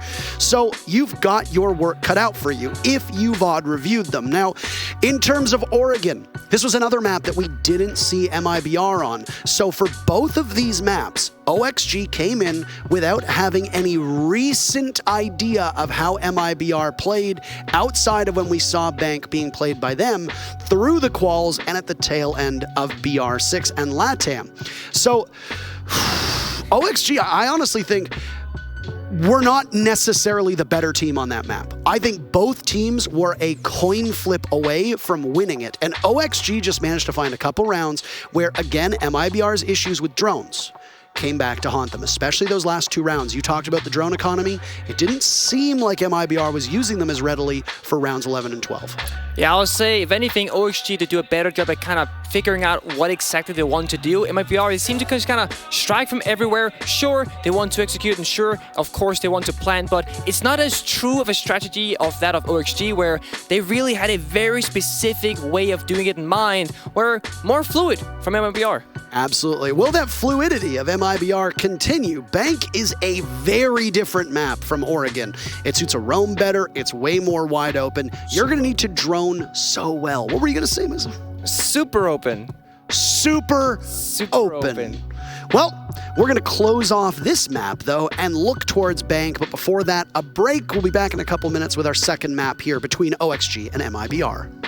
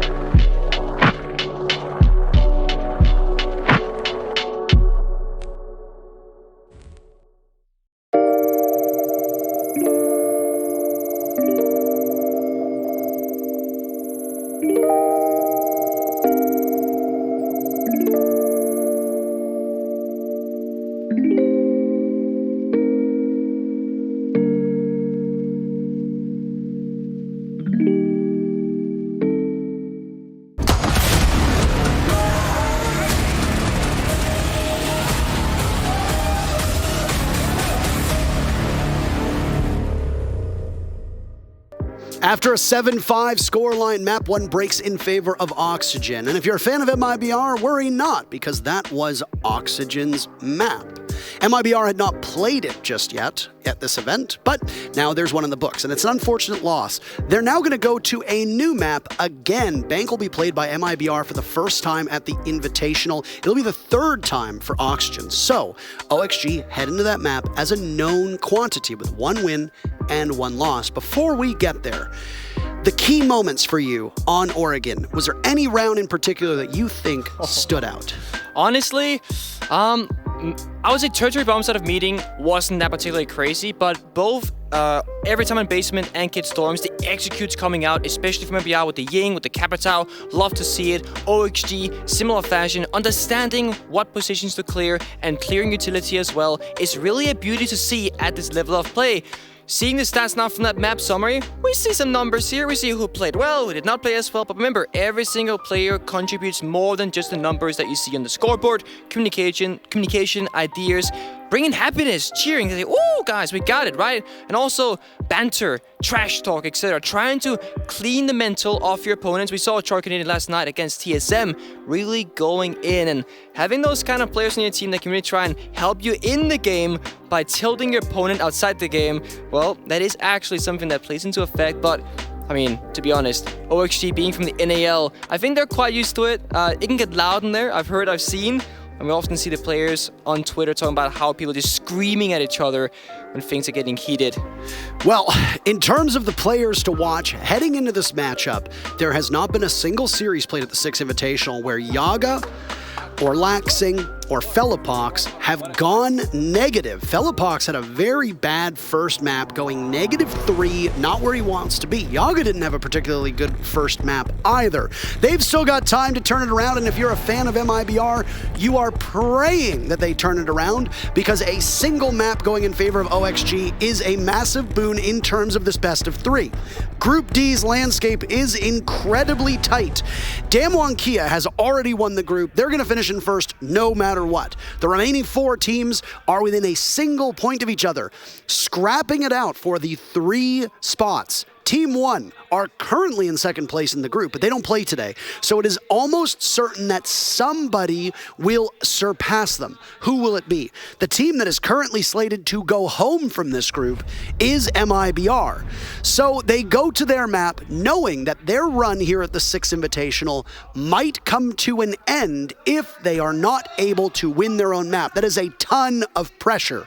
Operator bands now rolling in, and they look quite different to what we saw on Oregon, Nick. That they do. So, interesting point. MIBR, they chose to ban the IQ at the very first showcasing here on the attack and operator. And then, you gotta wonder, will OXG match by banning out the Valkyrie? Because if they do not, it'll be impossible to find those cameras, or at the very least, be extremely difficult. OXG, they agree. They say, you know what? If there is no IQ, there will be no Valkyrie, and OXG will also take down the Nuke. That's an operator we've seen more and more of, a little bit on Coastline, a little bit on Bank.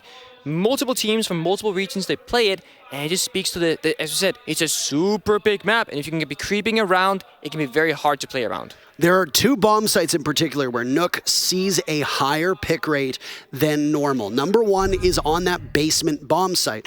And Nook is going to want to spawn by the front of the bank. Somebody will shoot out the camera by garage, and then a Nook can just run down that driveway into the garage component of the map and sit and wait. And especially if there's a drone escort there, not every team will actively hold that part of the map. If you're holding it with a camera, guess what Nook is not going to show up on? So you often need somebody to play in there actively. That forces the defense to adapt to a Nook on the board, because if a team doesn't have a defender playing in garage, you now need to commit a body in there, because a Nook can very easily walk up and surprise you, holding that angle from garage towards the bottom of main stairs, all the way into lockers, and potentially even to the double door, leading into red and vault. So I really like Nook on that site, but there's another bomb site where Nook tends to have a pretty big impact, and that can be on the open area bomb site. And Nook is going to do the same thing. Go through garage, there's no cams down there. Go through server, go up blue, there's no cams in there either. And then at the top of blue stairs, you can sit and hold square stairs and watch the doorway leading into staff area and cafeteria. So the fact that there's no Nook means that you don't need to sit somebody in garage if you don't want. It means you can put a camera up in there if you want, like an evil eye camera, bulletproof. It also means that open area will not have the same level of flexibility for the attackers. Absolutely true. Key operators that we see right now, Warden from MIBR, Echo from MIBR. Typically when you see a Warden, it's because you want to play server stairs. One of the few ways you can get cleared out is one, grenades, which we see used so effectively at this event. And of course, flashbangs. The latter, Warden can avoid completely because his gadget, those blue glasses, it will make him immune to any flashbang or flash effect. However, grenades will still do a ton of damage, and that's why you bring out the Wamai. An operator that was banned on Oregon is open now. On the side of OXG, key operator for this basement roam clear will of course be the Jaggle. That is vertical. He 6-picked from the Monty onto Jaggle to try and help with the early roam clear because again, it's a super big map. It can be so hard to drone out, takes so much time. In MIBR, they respect it. Much like Oregon, we're going to primarily be in the basement on the bomb site itself. We're not going to get too out there. See, this current setup from MIBR, by the way, ripe for the picking if a Nook was on the board, because you've got an Echo sitting on the Yokai drones inside of garage. If there's a camera up to watch for him, then the Nook can easily swing by that. Anyway, 3 operators who are banned on Oregon are available. You've got a Thatcher, Hibana, and Wamai all on the board if you want to go with them. OXG are not running any of them on attack. As you pointed out, Wamai is available. Rayduct is going to play that operator right away.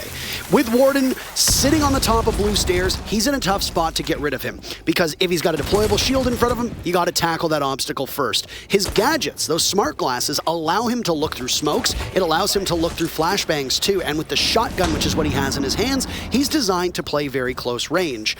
There's going to be a coordinated effort to pinch him from server down below while also focusing on the doorway from above. That's why you see MIBR pushed so close to that door inside of CCTV, because they can't allow server control to go in favor of Oxygen. Yeah, and Redog was playing on that server right now, fell back, very well done by him because nades are coming out. OXG, they still think he's there, but he's actually on the move, trying to find the angle, but no, so far with the flashbang, it blinds him. No, he runs away. He can still see Warden making good work of the gadgetry, swings out the shotgun, does a huge amount of damage on Jaga, but doesn't find the kill. It's a standstill, 30 seconds, no one's found the pick. OXG will have to run on in, try and find something going for them. Shotgun swings, finds one. It finds a second injure as well. That's the off the board. Reeves finds a third. Kino, as well as Vertical, are the last members alive.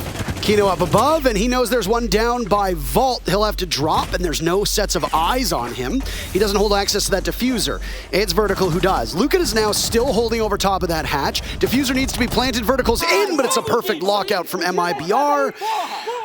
Oxygen got too bogged down at the top of square stairs, at the top of blue stairs, and the Warden did exactly what that operator is designed to do. But as much as we want to focus on him, you also have to look again at Rayduct's position. You assess that if your Warden is there to waste as much time and utility as possible, eating drones, potentially getting a kill, as we saw the Warden do, you cannot allow OXG to take control of server down below. As fast as OXG got that hatch open, Rayduct pushed up to the main door, and he was ready for it. This one, by the way, is extremely interesting. OXG are using their timeout in the second round. This could be very simple or very complicated. You can argue that perhaps they want to talk about what happened in that particular round, but honestly, it smiles across Kino's face, so I don't think this tactical timeout is to resolve a problem or a mentality issue at all. It might just be, guys, get back into it. Remember, we don't know exactly what these guys will do. There is no prep work. It's the first time MIBR has played Bank at the Six Invitationals. Maybe we'll just say, guys, we can do better. Go again. Don't worry about it.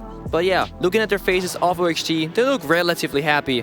Also, Kino typing that keyboard. I think between these tag pauses, might be some in-game chatter either between the teams or between members of OXG. We'll say, though, on that previous round on Basement Attack, I'm curious how it came to be that Oxygen did not send a single member into that dirt tunnel. That could have been an easier way to try to pick that apart. They were all on that hatch. Had you walked in from dirt with 2 players perhaps, you would have known server was clear. Then you can flank the Warden because, yeah, you cannot flash him and you didn't really nade him. He swung out and got 2 kills for the choosing of his, and then Redot found one as well. Or actually, he found an assist, that is. But either way, Lukid, really well played on the server stairs. That is like the one player to look out for. If you played well, you'll get a ton of value. If you played poorly, well, you're just a free kill for your opposing team. You don't want that. We're gonna go upstairs instead, and surprisingly enough, there is no castle on the side of MIBR. That's something that's really uncommon on the top floor defense. Something happened, by the way, when OXG won map number 1. Do you want to take a guess as to what that is, Nick? I'm setting you up for failure here. It could literally be anything. It could be 50-50, right? Every single NA team has made it out of their group. Not a single North American team will be eliminated. None of them. They've all made it. Wow. Yes. OXG winning that map means that they cannot finish dead last, so they will at least survive another day. Dark Zero and TSM clinched their spots yesterday, as did Space Station Gaming, and the Sonics did either yesterday evening or today with their victory. I believe it was closer to today when they won. I believe they clinched playoffs with their first map win, but that would need to be something that the admins give us an exact call on. All 5 North American teams will play on Monday. Some of them will be in the upper bracket, some of them will be in the lower bracket. So for those teams that are in the lower bracket, they will be a single win or a single loss away from going home. We'll wait and see if any of the NA teams do finish first in their group, because right now, Liquid will edge out SSG in theirs, Sonics will be edged out by Empire, and I think TSM have at least clinched top 2 in their group. Will they finish first overall? Who knows, but they will be in that upper bracket as far as our math is concerned. Nice. I will say that's not the greatest thing for my predictions, because I did not expect nor predict every single NA team to be here. Nick, remind me, which team did you predict to win the entire event? BDS. What team was the first team eliminated from SI? BDS. Thank you very much. I have no further questions. Okay. Well, it is what it is. I had no control over that, by the way. I just that was my expectation, my prediction. But then I also gotta say, Parker, BDS weren't really set up for success, right? They had that super unfortunate situation. They had to play with bios. It chalked the mental, just like Kino does with this kill onto Redot on that flyby down on the balcony. That even spec the man count to a 4 versus 4. But value-wise, it's Womine traded for Hibana. That leaves only Kino on the Maverick for the hard breach. Lukid now also makes work of Vertical. That's Jackal off the board. Now, the guns are really falling apart from the side of OXG. Well, it's certainly a move to take your time out between the first and second round. That is extremely unusual, very quick, and it means that for the remainder of this map, OXG continue to lose or find themselves winning, but then in trouble again, there is no timeout available for them. You don't get a second one when the sides swap. It's very true, and again, it's extremely... I don't think I've ever seen a timeout I don't think early. I've seen one that fast either. No, and if I have, I certainly don't remember it. That said, talking about fast, action has happened. OXG a bit slow. They are struggling to read this defensive setup from MIBR. That might have been why they called that timeout. They trail in numbers as Kino now gets hit with an adrenal surge, a little bit more HP. He's in, looking for potential intel, falls on the case, just around the corner. There he sees the Maverick, nicely done. Him and Felipox, 2 big kills. Leaving Fox A in a 1v3. Triggered by the Banshee, 5 seconds to go. He's nowhere near the diffuser, and the 3 kills will elude him to the very end. Why bother wasting the clock when you know you're not going to get the kills? That round was over with about 10 seconds left, and MIBR now up 2-0. Save the KD, you know? Do it for Siege GG. Do it for the Siege GG stats. Save the KD, do it for Siege GG. So after the game is over, even if you lose, you still look quite good on that scoreboard. That is actually something that some players care a little bit too much about. Here's what I would do if I was playing. What would you do? If I was on a team that lost, but I still did very well, match finishes, I'd pick up my phone, loosen up my limbs. I'd go on twitter.com, and I would type, when the Siege GG stats came out, I got my kills. And that's it. And then I would close my phone. I mean, and walk away. If you go on Reddit afterwards, you'll see people be like, oh, you know, OXG, they played bad, but this guy played really good. He must be carrying. I'm so tired of watching that.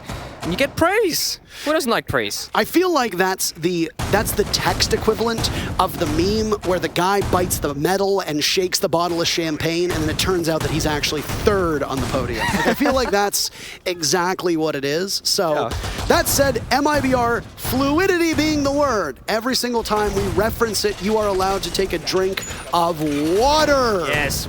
We do not hydrate. We do not promote anything other than that. Take a drink of water every time we say it, if you'd like. If you're playing any of those games, if you've got a crossword or bingo at home, whatever, blah, blah, blah, congratulations. You're going to hit it a lot of times. The fluidity of MIBR was on display there as well. MIBR on attack has notoriously struggled throughout this entire event to drone. Well, it's Oxygen's turn to experience the same thing. On a map like Bank, you need to be proficient with how you drone in your players. It seems like they keep getting caught off guard with the positioning of MIBR and stumbling and then stalling. The great thing about Jackal is that it can help you with finding roamers from MIBR, but the Jackal can only be in one position at a time. That means, even with the Jackal on the board, you still need to drone. And now we see Redot getting extremely active, something MIBR did not do on Oregon, denying the injured drones. And look top left of your screen, everybody, we got 6 drones left for OXG. They're slowly losing all their intel. We're only 45 seconds in. MIBR is defending open area for the bomb site, but they extended up above, mostly into janitors and inside of a room we call Trump. That's the room with all the windows that we're now staring at, as Kino's opening up the wall, as it has been left soft from MIBR. Oh, there's a grenade that goes out in front of Lukid. There's no real damage that's done. And says, just as I say that, by the way, Rayduck takes a bit of a beating. A lot of damage still inside of Janitor. He's got the SMG in hand, but not a lot of munition. It'll run out quickly, and he won't survive more than a single bullet. Lukid's the next one to get softened up. Both of these teams are trading blows back and forth with half of the round to go. Control still being held above by MIBR. This site rotation that they're going with excludes that Teller's Archives bomb site down below. A lot of teams not wanting to go to what they see as the weakest bomb site. A nicely tossed Nitro cell on the Foxay from above. That means that the sledge can do no more renovations inside of CEO office. I guess the CEO, the poor CEO, will cry for, will just have to stand pat with the way it looks right now. CEO office suffering a lot of damage, both the hammer and the C4. Now Vert, he'll have his turn, but Kino says, hold on a second, I'll have mine first. Gets Philly box, but Luka trades it back. That now means that we're still in favor of MIBR. It's a 4 versus 3, creeping up the basement stairs, trying to get back to site. MIBR, they know they don't have to play the map too hard now because yes, Sledge is off the board, but the Jackal is still up. That means if they're roaming, they will be found because that gadget, it can scan their feetsies. I really wish you never talked about that operator that way. Scan. I know this time you did. Grenade by Laxing goes onto the stairs, and it'll chunk away some HP from ramps, but only a tiny bit. So MIBR can continue to hold this position. It also doesn't really provide much utility or information. Falls a nice swing. MIBR are really feeling these shots, and they'll continue as Raps gets a kill, dodges around the grenade, leaving Yaga up inside of staff room. He'll survey the 4 players drunk from a yokai. And I guess if you're going to be drunk on Bank, the staff room is the place to do it. If you're going to die on Bank, I'm not sure there's an appropriate place. But OXG finds themselves with their last player dying in that position. And MIBR have completed the perfect cycle as they're up 3-0. Yeah, this is MIBR's map pick. Again, they have never played it before. OXG are going in completely blind in terms of strategical intel.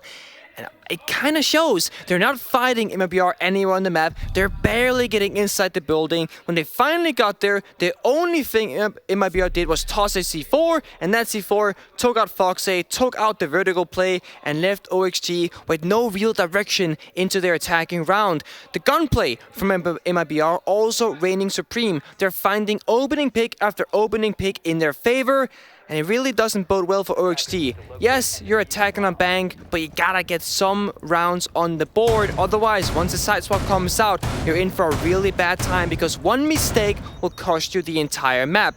Now, if you're OXG, that's not too bad because you do have the 3rd map of Kafe, but of course, a 2-0 is better than a 2-1. We talked about this on Oregon in regards to the overall win rate of defenders and attackers. On Oregon, the defender win rate was 56%.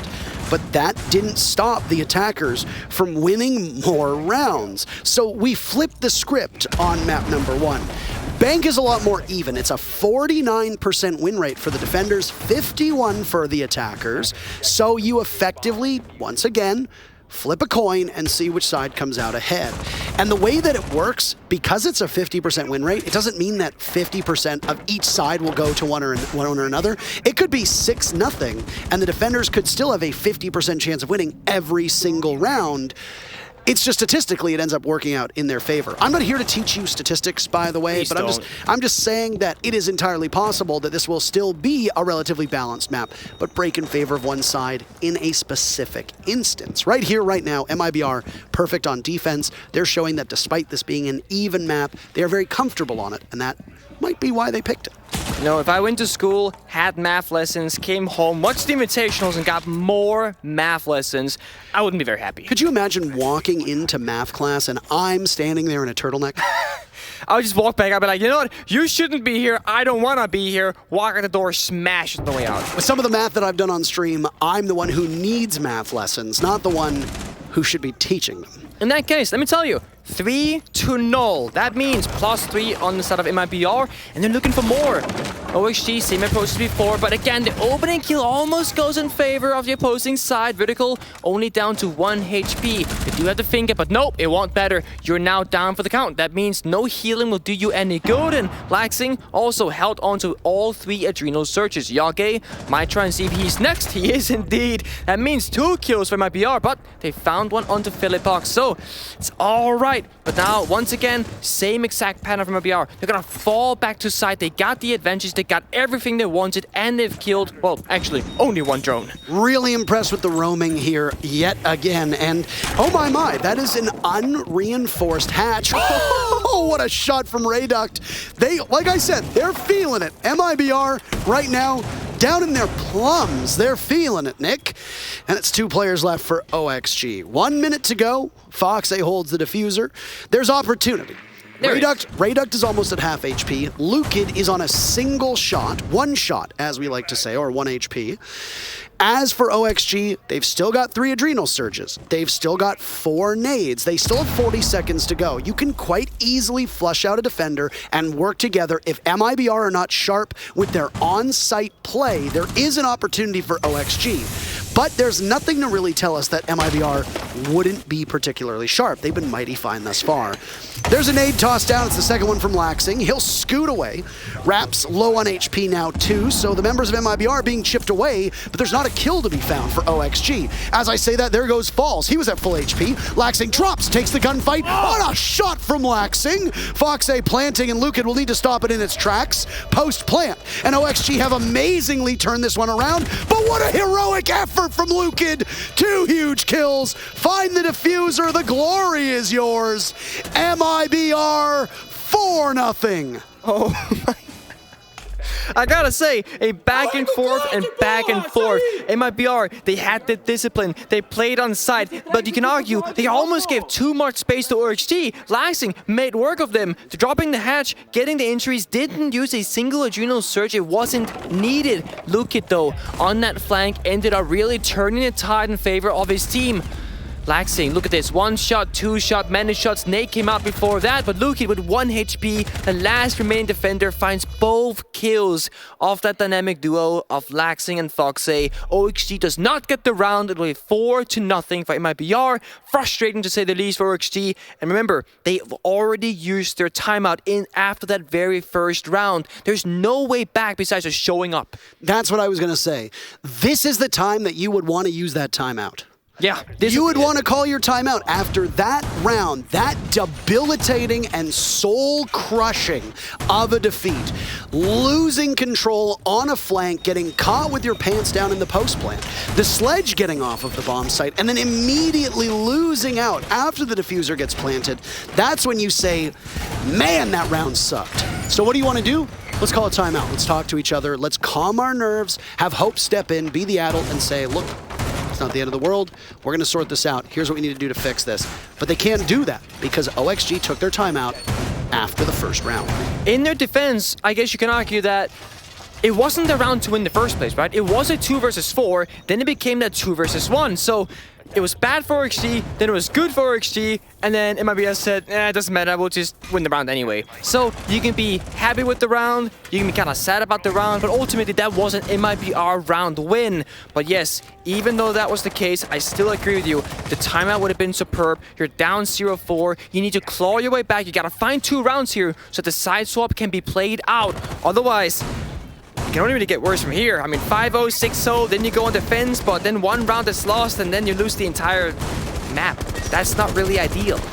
Oh boy, MIBR are looking mighty fine, I gotta say. And a couple rounds on Oregon were very close. We discussed this.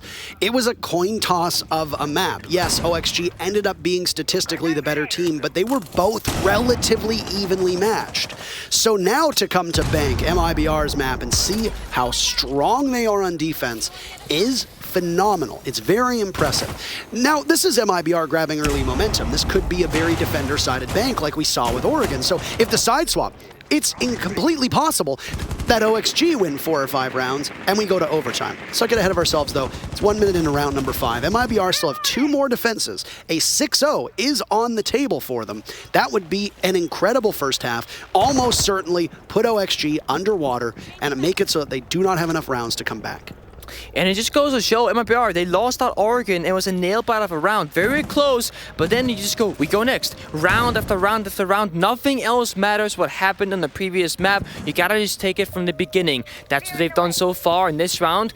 Remember, they're playing Smoke FMG. They're only playing that solo shotgun of Falls on the mute. He has 5 shotgun shells left to his name. Make that 4. So that shotgun can't do that much damage, but Jog, he can open and kill in favor of OXG. That's Echo off the board as well. Quite a big one, as the Yokai drones are now rendered useless. I mean, the Yokai drones will still be up, so you can still use them, assuming they're not passive. That is correct. It is a passive and also active gadget, funny enough. So they can still be used for information, though they are not cloaked anymore. Echo obviously having those changes, so they are much easier to find. Returning fire is MIBR. Raps at the hallway playing that deployable shield. He assesses the situation by square stairs, by square skylight, and he gets the pick on it. Kino will look to hunt him down over the deployable shield. MIBR have grabbed an advantage, immediately removed by Kino. A second follow-up, and Kino's good for it. Now inside of Janitor, while Yaga gets that diffuser down. Rayduct is inside of Lobby, by the way. While all of his team is dead, he's down below. Can't accomplish much. As a Wamai, there's no nitro cell, and the diffuser being planted means it's a retake up square stairs for Rayduct. This is a tough position to be in because there's going to be a lot of sets of eyes looking in his direction. The moment that he gets to the top of the stairs, it's over, and it's Kino to do it. He had a huge round. You're going to need a couple more of those. OXG, after 4 rounds of misery, they get on the board. Yep, that's going to feel very nice. We just spoke about it. They need at least 1 round here to allow for some space once the side swap comes through. Kino had a huge round. They found it. They're now activated. They're on the board. And OXG found kill after kill after kill, leaving the last man standing. Reduct down below with a single impact to his name. Couldn't find much. And the intro here from Kino really made good work of MIBR. It allowed OXG to flood the bomb site, take control, and do what they do best. Plant the diffuser and get very nice, cozy, and comfortable inside the bomb site. That's a CO attack and win. It's not the most difficult thing in the world, but then again, every single round won't be that either. So we're going to open area next. We've been here once before. That time MIBR, they won the round. Remember what happened. OXG, they came from Square, worked their way into CEO. They got C4'd on Foxay. That's the sledge off the board. Similar story this time around. Same operator lineup. We're not seeing too many flexes come through. Foxes on sledge, Vertical Jackal, Yogg on the Heartbreach of Ibane, Laxing on the Finger, and Kino on the secondary support of the Maverick. But secondary supports doesn't really just mean that you're supporting, because going 8-4 means you're also gunning for your life. Vertical, on the other hand, he's yet to kind of find his groove on this map, and that's going to be a big question. Can Vertical get inside this match, or this map rather, and really start helping OXG find some rounds? Because basically, you are playing 4v5 in terms of raw fracking power right now. MIBR in that particular round wasn't roaming as effectively either. OXG assessed where MIBR was, holding their position towards the front lobby portion of the map, and instead targeted the back. It put MIBR in a bit of a precarious position where A, losing your echo early, that's another player playing near the lobby side of the map, and then, as I said, you render the roam of Rayduck useless because he's down in the main lobby too, waiting, not understanding that there's an immediate plan. And oh wait, hold on a second. Kino had an absolutely fantastic round, and it looks like he's got another two with a nade that will sail long distance, go all the way down, and it's just not primed enough. Takes out the deployable shield. Rayduck is still inside of the elevator. He's trapped, but he has a teammate at the top of those stairs in main lobby that might be able to help him out. No, Kino looks the wrong way. The AUG does some significant damage, but Kino gets swung on and Rayduck walks away successfully while the bodyguard of Rayduck, Lukid, gets dropped by Vertical. Felipox ascends as well on this open area defense for MIBR with all of the action right now occurring above it.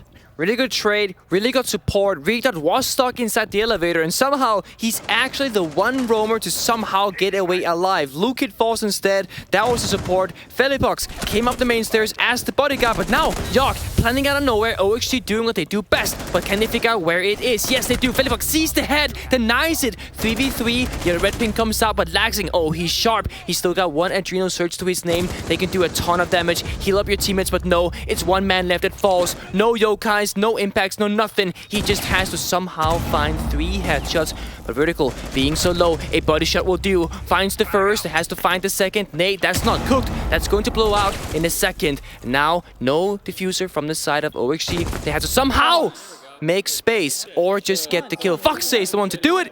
And OXG, they get that 4-2 swap that they so desperately needed. MIBR still have a timeout. They can still settle themselves down, but the sheer force of will of Oxygen to come back in those last 2 rounds and start playing a more comfortable game. And it's Kino that starts it all off. Upstairs, his entry, getting into the most critical component of the second floor, which is that CEO office, and ensuring that the roamers up there holding control of CEO, holding control of conference room, by the elevator, by the main stairs, they are excluded from any action that happens down below in open area, and Kino is successful. It finally seems like OXG got their feet under them when it comes to drone work. They were much sharper in the later portion of this half, and it's not enough to win the half. It's not even enough to tie it. You let MIBR pull out to a pretty big lead, but you've at least settled it down. You've got some confidence going, you might have some momentum, and now with the side swap, if our theory about bank holds, Oxygen can settle into a half that should work better for them. MIBR on attack might run into the same struggles that we saw earlier on Oregon and yesterday too, where they're not as proficient on droning and they can potentially stall out. You also got Vert now on the scoreboard. He found his first kill in that previous round, as well as where did these first 2 rounds start for OXG? It was a CEO attack, so where do they go to match it? Well, the CEO defends. Neither team bringing the castles, so every single barricade will be regular, it'll be boring, it'll be bland. It'll all look the same. But that should be alright, because you can make it work regardless. Echo, a stellar pick on Bang, both teams also bringing that out. Also kind of speaks to the fact that yes, IQ is banned, they're more difficult to find even if they aren't cloaked. But also, Valkyrie, not on the board, you cannot pick up that operator. Typically, that's the intel operator you would gain instead. But Echo, with that 1.5x, can become so lethal. We just saw Falls almost clutch out a 1v3. He had a very big task ahead of him, couldn't close it out, but played it quite smartly. Foxy was the person to get the very final kill and get that second round on the board for OXG. Speaking of OXG, they're doing this with most of their fans being asleep. Same with MIBR, by the way. Time zones. It's early morning for both Brazil and North America right now, so good morning. I believe in Portuguese it's bom dia. I believe is good morning for them as well. So, to those of you that are tuning in to this bash between Oxygen and MIBR, you have missed an absolute show of fireworks. Oregon went all the way to 12 rounds, and now Bank is shaping up to be just as competitive. But the attackers have found their first footing, and they're taking advantage of a bit of disarray from Oxygen, but immediately a counterpunch lands. OXG taking the engagement straight to MIBR, coming out ahead. Raps and Rayduck, the final two players from MIBR, with half of the server still alive, half of the round still to go. Plenty of utility left. Raps has Twitch drones, Rayduck has grenades, the case is still in control of MIBR as well, so it's not like they have to worry about retrieving it. So now OXG can take a step back. You know there are only two players coming to you. Do not put yourself in a position where working together, Rayduck and Raps can isolate you and punish you. Yeah, and the same thing from MBR. They're just going to slow it down. They got all the time in the world, and you already said it. They got diffuser, they got utility. They just got to figure out where are the members of OXG, what corners will they be sitting in. And we see Laxing on the silhouette actually hiding inside the elevator as Laxing does best. That is a classic position for him to be in. He's lost one yokai. I don't know if there's another available for him, but he's not sitting on it waiting right now. Rayduck by the back of square stairs. He breathes in some of that toxic canister, swings up. Kino wins the gunfight. Rayduck can do nothing in return. Raps is in the bomb site, and with the F2, you can make mincemeat of just about any opponent. He does that right on to Kino. Kino, in particular, has been a standout performer over the last couple rounds. Vulnerability for Raps as he gets the diffuser down. He's cloaked amidst the smoke. Vert waits for him to pop up, and there he goes. It's a bait. And 3 in a row for OXG. They're 1 round away from tying up this match. MIBR being extremely decisive and a complete different version of themselves than that we saw against Na'Vi. They were being slow. They didn't really have a ton of decision making, and they didn't do anything aggressive. The first round of their attack on Bank CEO, they get 2 opening picks. They storm the bomb site, and yeah, they got stopped by Kino, stopped by OXG. Laxing got a double kill, but their decision making, their aggression, their confidence, it's showing, and it's how they got that 7-5 scoreline on Oregon. Sure, they lost it, but it was so close for that reason, and the same exact reason why that their defensive side on Bank was so good, because they're playing the map extremely well. They gotta keep it up, they got more rounds to go, and Laxing goes from one intel operator to another, from Echo to the Pulse, C4 in pocket from him, as well as Vertical, and we're actually seeing the first, I believe, kite pick on Bank so far. Thatcher is open, it has not been played by any means whatsoever. Raps is playing the Twitch, that's the closest you'll get to that. I don't think we'll see Kali much at this event. We did see it a single round one of the previous days, but Twitch and Thatcher, they get to see the most play between those three kind of wall deny operators. What is the, do we have a word for that actually?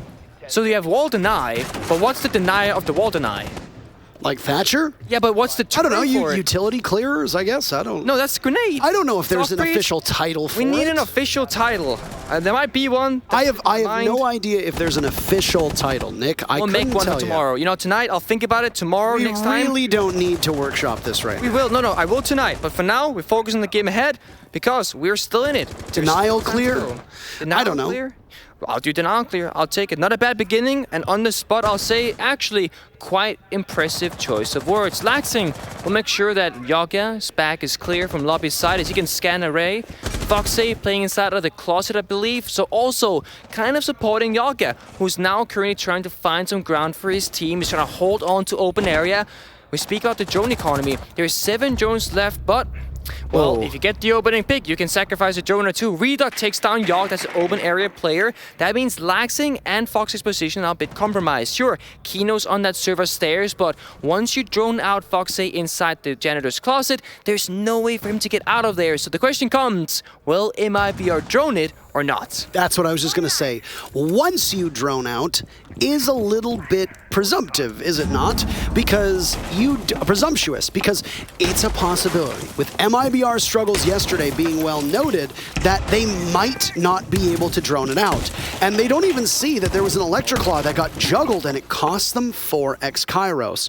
So Vertical tosses up the Electroclaw, gets a very strong piece of Hard Breach. Foxy might as well be asleep at the wheel as he waits, but I want to see that kill. How did they know he was in there? Falls just guns him down and say goodbye to Foxy. I don't know if he got droned. I don't know if it was just a reflexive shot through the wall. But that was a brazen gambit from Oxygen. It does not work out. And now MIBR's lead has grown by 2 players. Yeah, that's pretty much OXG's pocket strat, so to speak, because I think they already landed that. Fox has said, they didn't drone me, guys, I'm going to be safe here. Kino clearly playing on server stairs, making sure if a drone was to come nearby, he could take it out. Now with a minute left, OXG need a different approach, need a different opening. Sure, Laxing can try and use the pulse on that main stairs, try and get information, maybe go for a flank. There is no Nomad on the side of MIBR, but frankly, they don't care about the main stairs. They want servers, much like OXG tried earlier, but they also got the dirt tunnel. They got all the right cards. I like this. 2 players now trying to pinch Kino. He'll be fighting for his life. Last Toxic Canister looks to be going out. Shotgun Blast immediately turns and pivots, but he has to get to the bomb site as his teammates are falling around him. He outduels the F2 with another nice blast, leaving more on the shoulders of Vertical in a 1v3. And a little bit of calm now. Vertical waiting. He's got lined up on the doorway. Hatches are open over the bomb site. Exothermic charge will go off now as well. MIBR stacked up in this position, but Vertical looking the wrong way. He doesn't know how close they are. He pounces on the Maverick. He flexes over, but he can't outduel Lukid. It was a comeback in the making for OXG, but MIBR shut the door with their first round on attack. They are 2 rounds away from sending us to map number 3. I will say Kino looking extremely good in this series. It was kind of Yogg on Oregon getting so many opening kills on that Finca, but now on the second map, it's all about Kino. So many kills to his name, 13 after that previous round. Played the server stairs, not with the Warden, but with the smoke. Used the Toxic Babes to basically allow him to fight one angle at a time. Found 2 kills and did half the damage onto the 3rd member of MIBR. It's not enough though, because one player stepping up is never enough. You need multiple people to work together. That's what MIBR are doing on the rounds they're winning. The drone work is getting better. I mean, Foxy being inside Janitor's closet, it speaks volumes. Had he gotten away with that, I would say OXG could run away with the round, easily getting 1 or 2 extremely free kills. But Falls, I mean, we gotta see the replay at some point. I think either wall panged him or just maybe Foxy peeked, I'm not sure, but I did not see a drone when I was looking, and that saved the round. Yeah, I honestly want to know what happened because I didn't see it either, and I didn't see the drone go in there. I mean, it could just be one of those things where there's so many things going on the map that we're looking in another direction.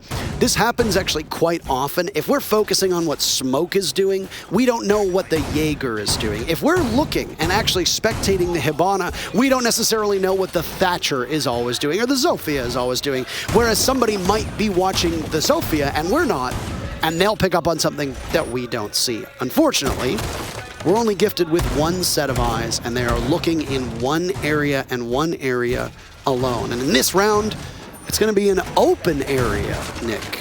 Are you saying we don't have like 11 monitors in front of us, 1 from each player point of view, top-down view, side view, all the views? You're gonna make me do the 6 consoles, dog cam, cat cam. Are you gonna make me do that again? Because I think we should reenact it on. I don't know if I want to do it again. I'm gonna be honest with you. I think it's funny every time, honestly. But I'm also easy because I laugh at the silliest stuff. You don't gotta get too, cute for me. I'm simple.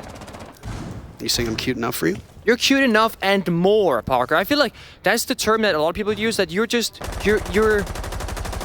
let me think of the word. You're like spacious. You fill up space, but in a good way. You always embrace us with your... It's a terrible thing to say. You embrace us with your presence. I can always tell when you're in the room, whether you're on your phone, or you're smiling, or grinning. I can always feel it.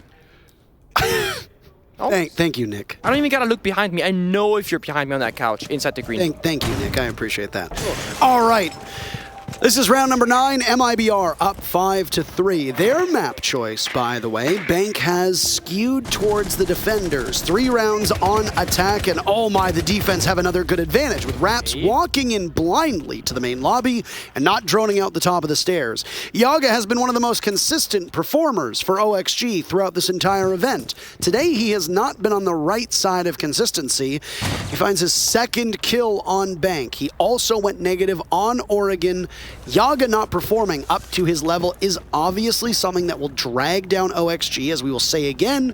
Yaga and Laxing are the 2 players on Oxygen who were positive in every single series. Yaga has a lot more kills to get to keep that streak going, as Laxing right now is sitting at dead even and went positive in the previous series. Absolutely right.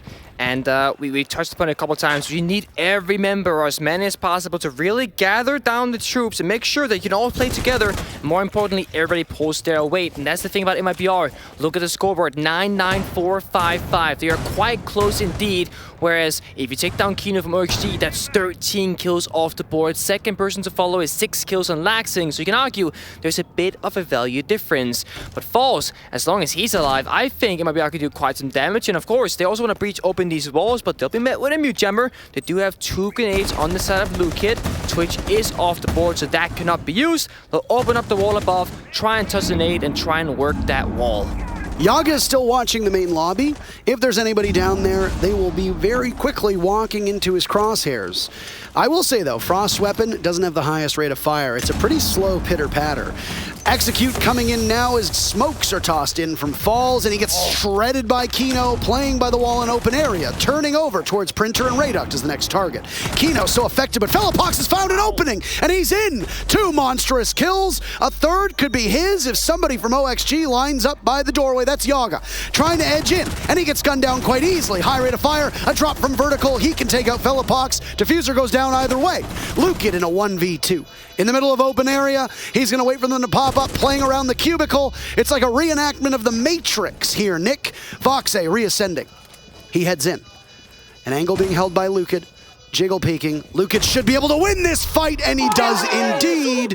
MIBR pick up a fateful 6th round, and now sit on match point. That round is the story of Kino x Felipox. Kino saved the round for OXG, took down Falls with the diffuser through the smoke with no intel, and it looked like it was pretty much done for them. It looked like OXG was going to get their 4th round victory, but then Felipox jumped on in, found one, 180-degree flick in an instant, and took down the key member of OXG on Kino. Then it was Lukid in that 1 versus 2, found both kills. Too easy for him, if you will.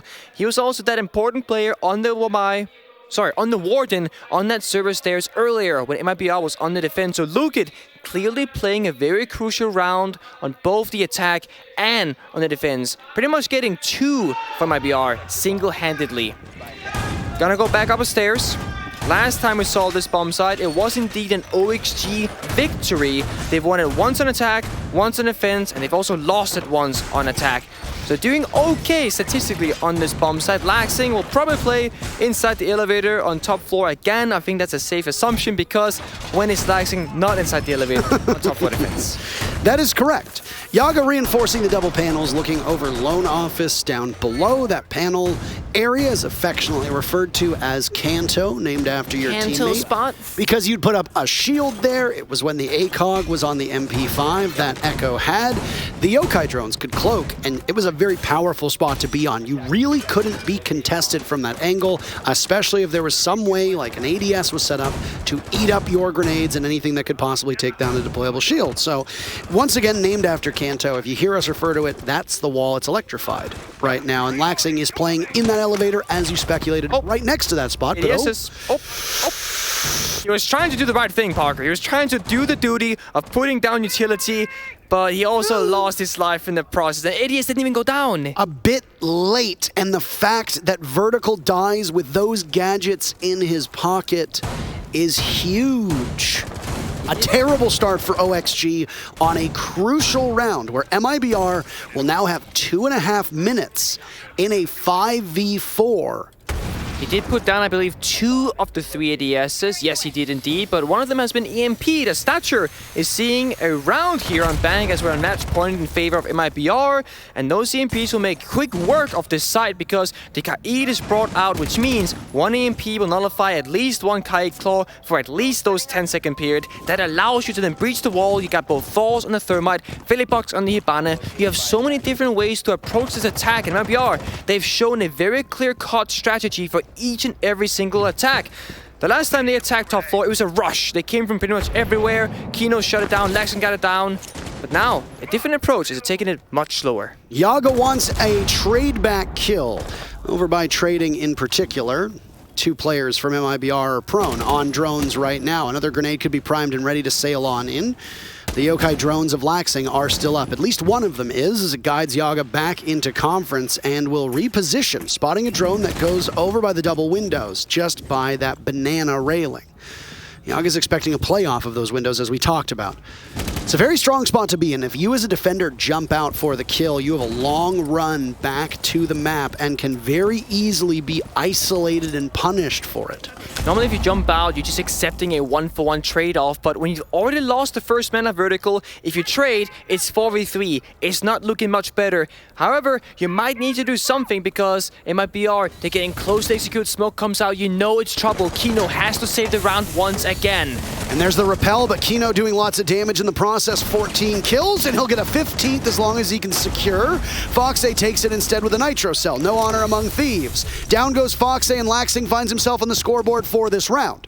Heading over towards the area you refer to as Trump. No more Kino, no more smoke. Rayduct has the cross on Laxing. It's Yaga to keep his team in bank, and falls to say nice try.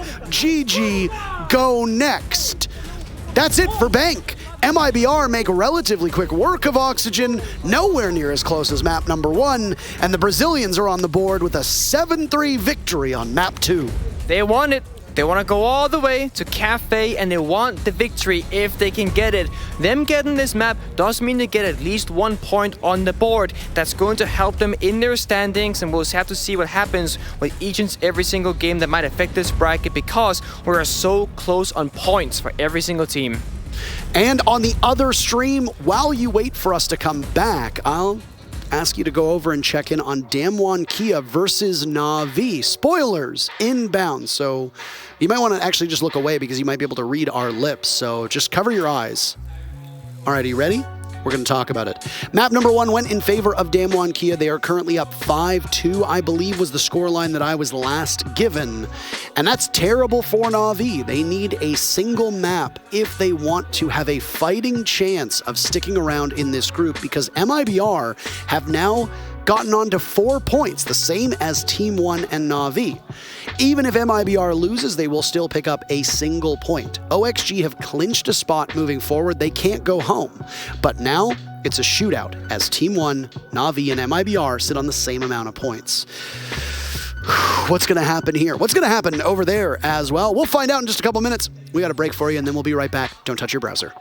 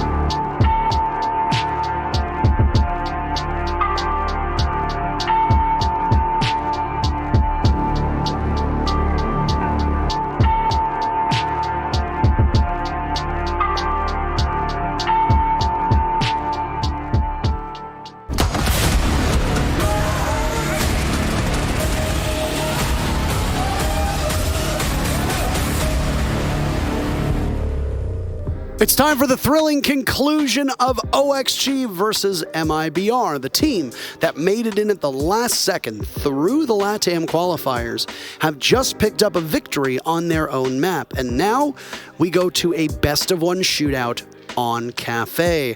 MIBR entered the day in the bottom of the group. In Group D, dead last.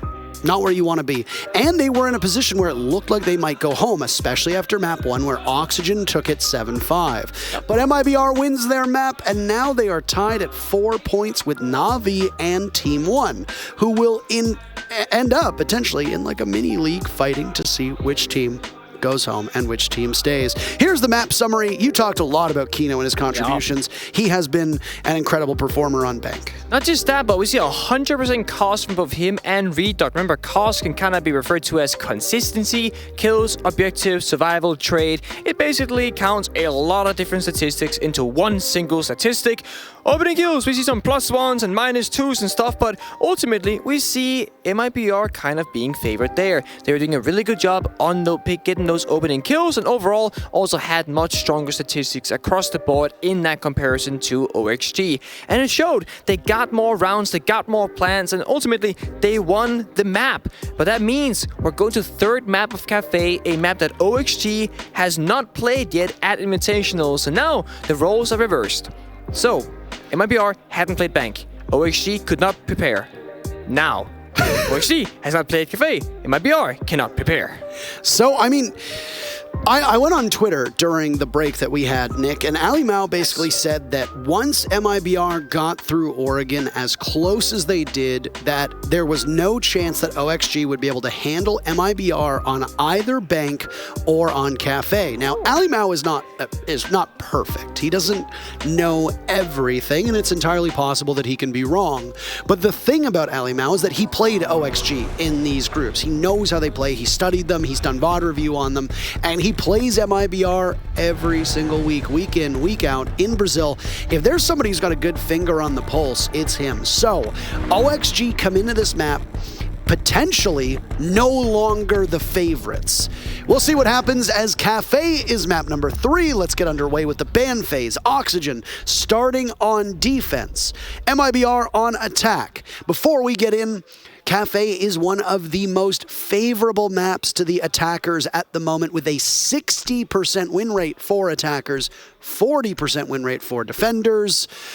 Will that hold true? We've bucked the numbers through most of this matchup, and these teams have bucked conventional bans as well. Yeah, you spoke of Alamau. He also lost to MIBR on this exact map, where MIBR took the victory 7-5. So he would know what it's like to lose by the hand of MIBR on the map. And OXG, we'll have to find out if they can make a difference there. Bans are coming out, as you said. We got Nomad and Womai off the board for MIBR, with Thatcher and Blank so far for OXG.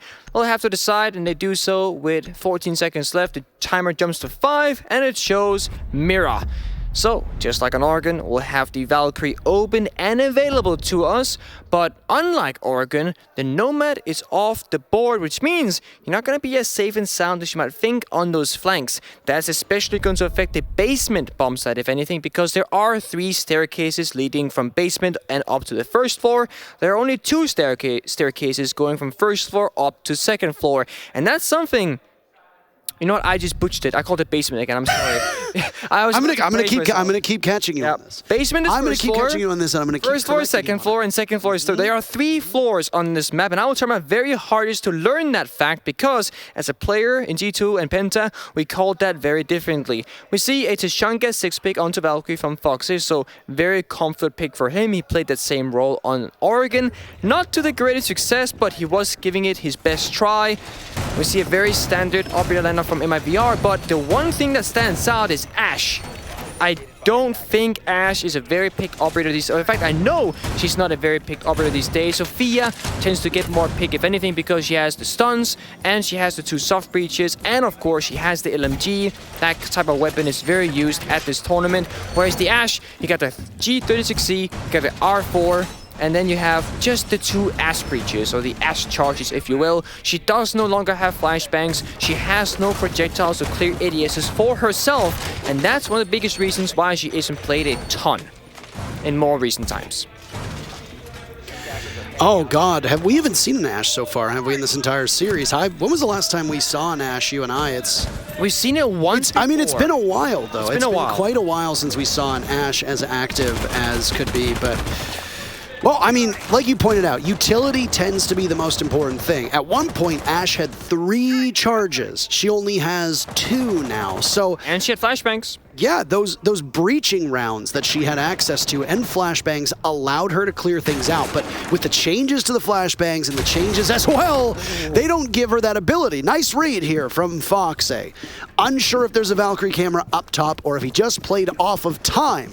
But Oxygen give themselves a little bit of space as they pick off the very first player on the very first round. Yeah, there's a trick you can do with those hatches if people are using their breaching charges. Once you hear the sound, you can pop the C4, blow it, but this was a sledge, so Foxy either playing the time or again, just kind of playing the sound. As you hear those footsteps approach, you toss the C4, you blow it up, but it's a direct attack from MIBR. They're inside Bakery, that's all they have, and with sledge being gone, that means verticality is not going to be much of an option, and even then, I mean, you have the Terror Drones, but that's the absolute best you can do.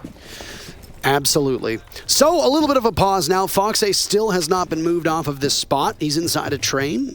He'll play through the openings that have been created. Teams tend to get bogged down when taking kitchen, as they'll want to focus on that kitchen wall and sometimes do not have the time or the ability to reposition themselves onto that middle floor.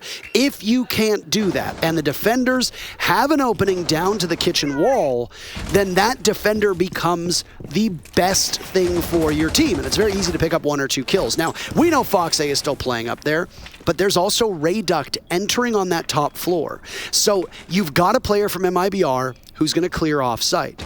That means that there are 3 players from MIBR who are going to try to take this. And actually, just as I say that, it doesn't look like Ray Duct took the second floor one bit.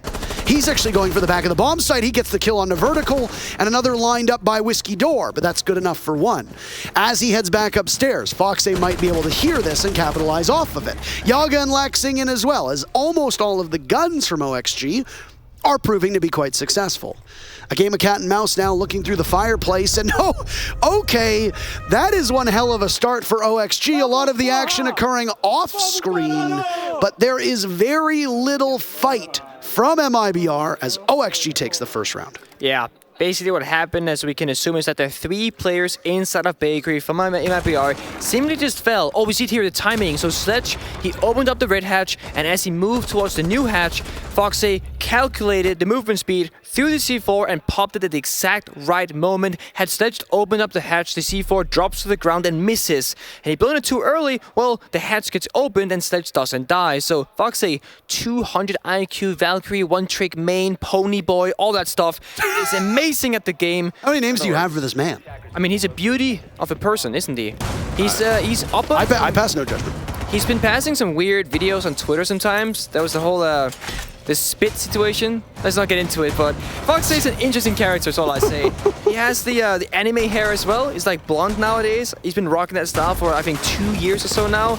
Looks good on him. Fits him. Of course, we said earlier, him and Laxin, they go back all the way to the beginning. They've been playing together on so many rosters, Elevate, Reciprocity, OXG. I actually used to gatekeep them because we would always beat them in like quarters, beat them in the grand finals, basically stopping them from getting trophies. So if you look up Laxing or Foxy, you might see they haven't won the most amount of tournaments, but at the same time, they were usually up against one of the best teams, if not the best team in the world of G2/Penta, and we stopped them in their tracks for so long. I almost feel bad, but I also wouldn't surrender my trophies, so at the same time, yeah, get screwed. I'm sorry. That's what we like to hear, isn't it? Anyway, very first round on defense goes in favor of Oxygen. With the win rate coming in being what it is, if OXG can at least get 3 rounds, then they are in excellent shape. If they get 2 rounds, then they're about where you expect a defensive team to be after 1/2 on Kafe. If you didn't tune into the preamble, I will repeat what the stats are. 60% in favor of the attackers, 40% in favor of the defense. That is quite a gap. A yawning chasm, some could even say. Absolutely. And we'll see what happens, because ultimately what matters is well, how do you play the map? And how do these two specific teams end up in the direct matchup? Because some teams are just naturally better at one side over the other, and how those exact play styles kind of mesh together will also have a big impact. For example, Vertical, stuck inside Piano, cannot really move as long as Falls is on this window repel, but he doesn't care. He gets a kill, actually goes for the jump, but it looks like, but Falls trades it back. Vertical said, you know what, I'll get the one kill, I'll try and get the second, and even if I fail, I'll be okay with that, because Luke is off the board. That's a bit of soft utility, but when you have 4 grenades from the side of MIBR like we usually do with these operator lineups, it's not going to play a huge effect. Flores, again, being brought by Redoc, he played on Oregon. They're gonna have so much explosive economy to really tear through this round. That's really good because, once you... Hold on a second. Felipox is going on to repel behind this Goyo, Nick, and they have shaken him off of this position, and the rush is in from MIBR just like that. Once Felipox got into position, they took full control of white. It's pushed all of Oxygen off, and Laxing, he gets obscured by the scope, and he can't see Rayduct on the top of red. Yaga from down below, no Nitro Cell. This is a middle floor defense over by Reading. So you don't need to have full control of Cocktail, but you have to be very careful. The Electroclaw is down below. This is getting in the way, and MIBR will start smashing away. Nade in hand. Tosses out, it lands, but Foxy also finds the likes of Falls, and so does Yaga. They find one each, but Felipox with that Adrenal Surge will make sure that Raps will stay healthy. About equal health as both Felipox and Yaga are full, and Raps and Foxy are quite low, but not low enough. They're still standing, they are not injured, and oh my boy, now Raps 1 health, but Foxy so good so far this game, even gets the deep headshot. Foxy absolutely popping off right now, and he is screaming towards MIBR. Well, he is he's very excited. You said he had anime hair. Yeah, like that Super dyed hair. Saiyan, almost. Super Saiyan. And he put wax in it, so it was kind of like spiky. That looked great. Or not. Laxing had a nice ratting there in the corner. Got shut down, didn't work out. Good nade from Rabs, but fuck's sake, look at this. Pow! I don't see the deagle. That was the best one. It was a nice shot by him, and it was honestly, the top floor hold seemed nice and strategically sound. There was that first early action, you talked about it, got traded out, and then immediately MIBR know that they want to go for the top floor. It is unheard of for teams to try and take Reading from the bottom floor. Yes, you might have one player go up brown stairs, but that's about it. Outside of that, you want to take from the top floor down, and especially if you've got a Buck or a Sledge on the board, sometimes an Ash, sometimes a Zolfia in a pinch, you want to play in Cocktail. Tear away the floor. The defenders are going to be playing down by that overturned bookshelf with their backs to the wall and a rotate inside of Laundry or over by the upright bookshelf where the diffuser tends to get planted. Well, if you can hold Cocktail as an attacker, the defenders can't really play in those two spots. You only have one option. Swing. Swing or be swung, which is the name of the game for those defenders, or you just forfeit control of the bomb site, in which case, then you want to try and go back into Fireplace, back into Train, and fight for a retake with maybe somebody going upstairs. That's where an operator like Nomad comes in so critically. But MIBR and Attack have banned the Nomad, so they don't have to worry about it. When they go onto defense and on attack, they can work around it. What's also unheard of is going from reading bomb site into mining bomb site. OXG yet to play the top floor. That's normally an extremely common choice for the defenders. And also, worth noting out, Lukid has now picked up the IQ, respecting the Valkyrie from Foxy, but hey, it's not Foxy who plays as operator right now, it's Vertical. So again, OXG showing that they can be flexible, changing things around. We see right now Luki trying to map out where are the black eye cameras, where are the mute jammers, and what does the bomb site on the map look like. Foxy with C4 in hand below the skylight could either be taken down because IQ scanner is out in action, or he will find a drone for free, make that a second as Lukid drives his onto his track as well. And that is 4 drones off the board from MIBR. That means that OXG will have more to work with as MIBR has less information. Foxy drops down, doesn't want any of the gunplay. They're gonna play it safe, play it slow. They got so much map to work with. Remember, it's not a reading bomb site defense, it's not a top floor defense. We are inside of mining. The longer you can stall, the more drones you can kill, the more map you can just kind of surrender as time goes on, the better off you are. You also have 3 C4s, one on Jog, one on Vert, one on Foxy. That means vertically speaking, you can do a lot of damage. No, not the player vertical, vertical. Give me the word. Verticality. Vertically? Vertically do damage. as well. You can do damage vertically, yes. Damn. That's okay. That was a good joke too, and I missed it. Nade tossed in, and it looks like it gets the Electric Claw that was positioned inside of Train. That means the hatch upstairs in Piano is a little bit more vulnerable and prime for the taking on MIBR. All the while, they've used 2 minutes to clear out the top floor.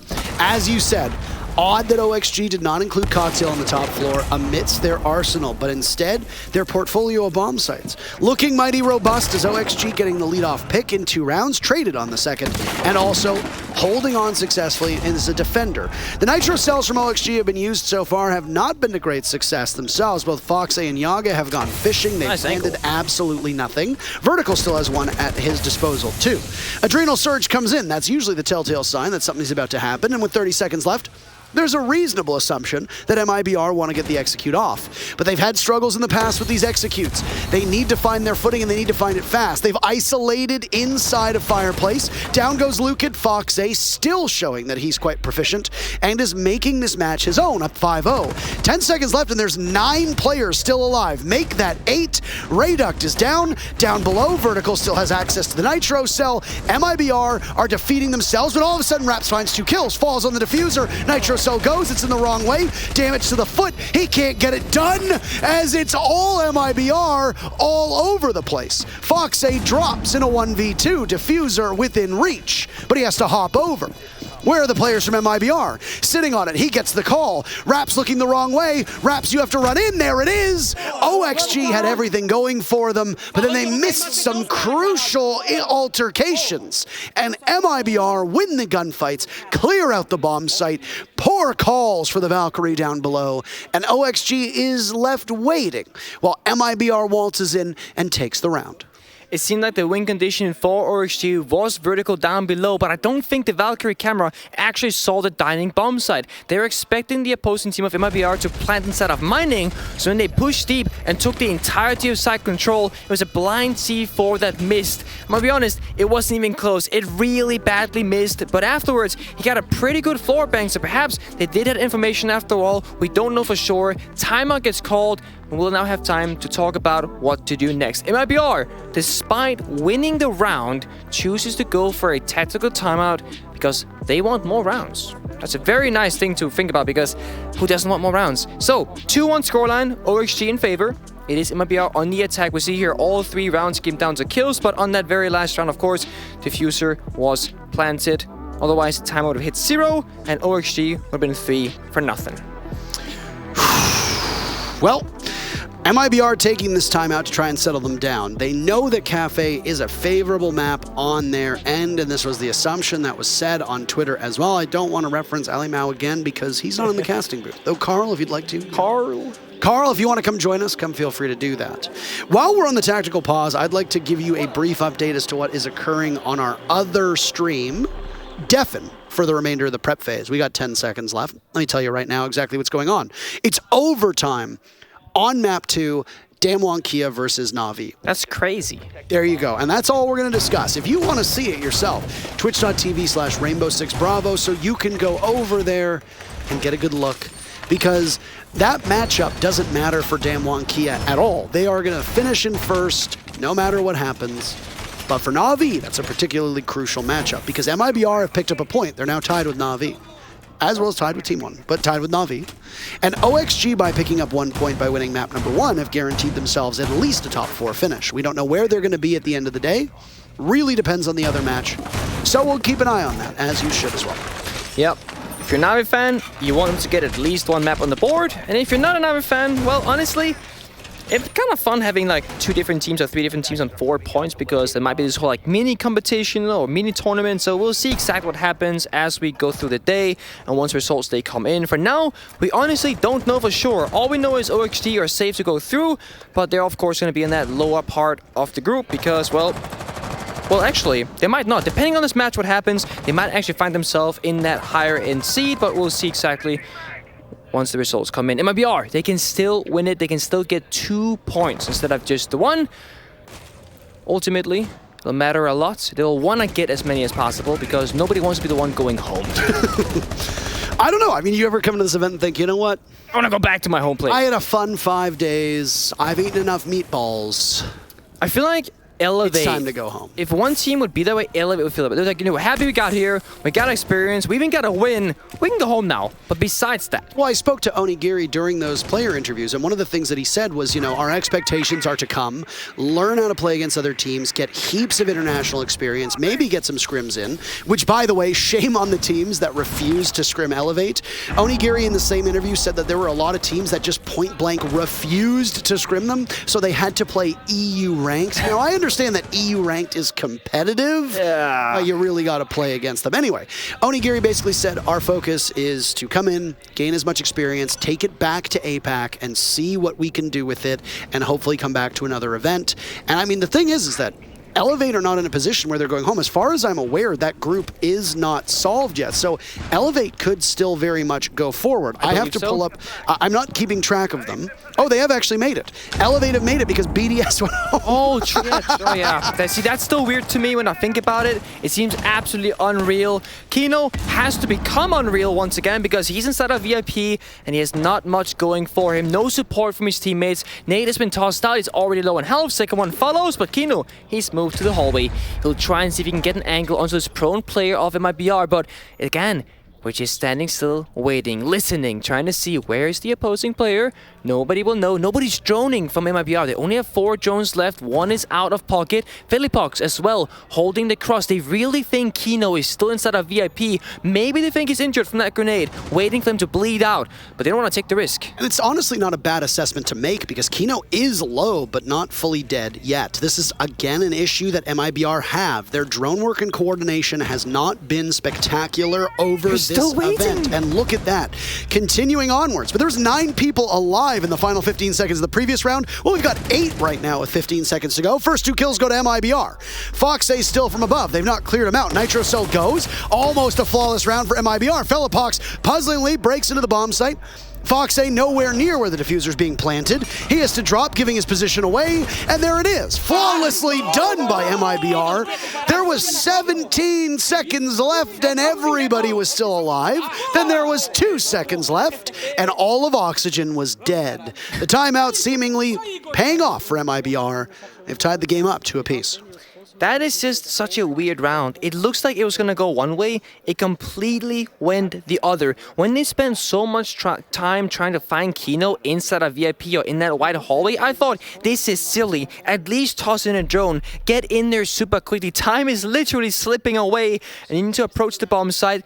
Sure, 4 versus 5, you got a man advantage, but you also have no information of the whereabouts of the defenders of OXG. You're walking into a crossfire. But honestly, they didn't care. They got kill after kill after kill after kill, just walking to the bomb site almost as if Oxygen were asleep at the wheel thinking, hey, these guys aren't making any moves. They went to bed, so we're gonna take a nap as well. But that's never the case in these rounds. No one is going to nap. Everybody here wants to win every single round, and they're fighting tooth and nail for it.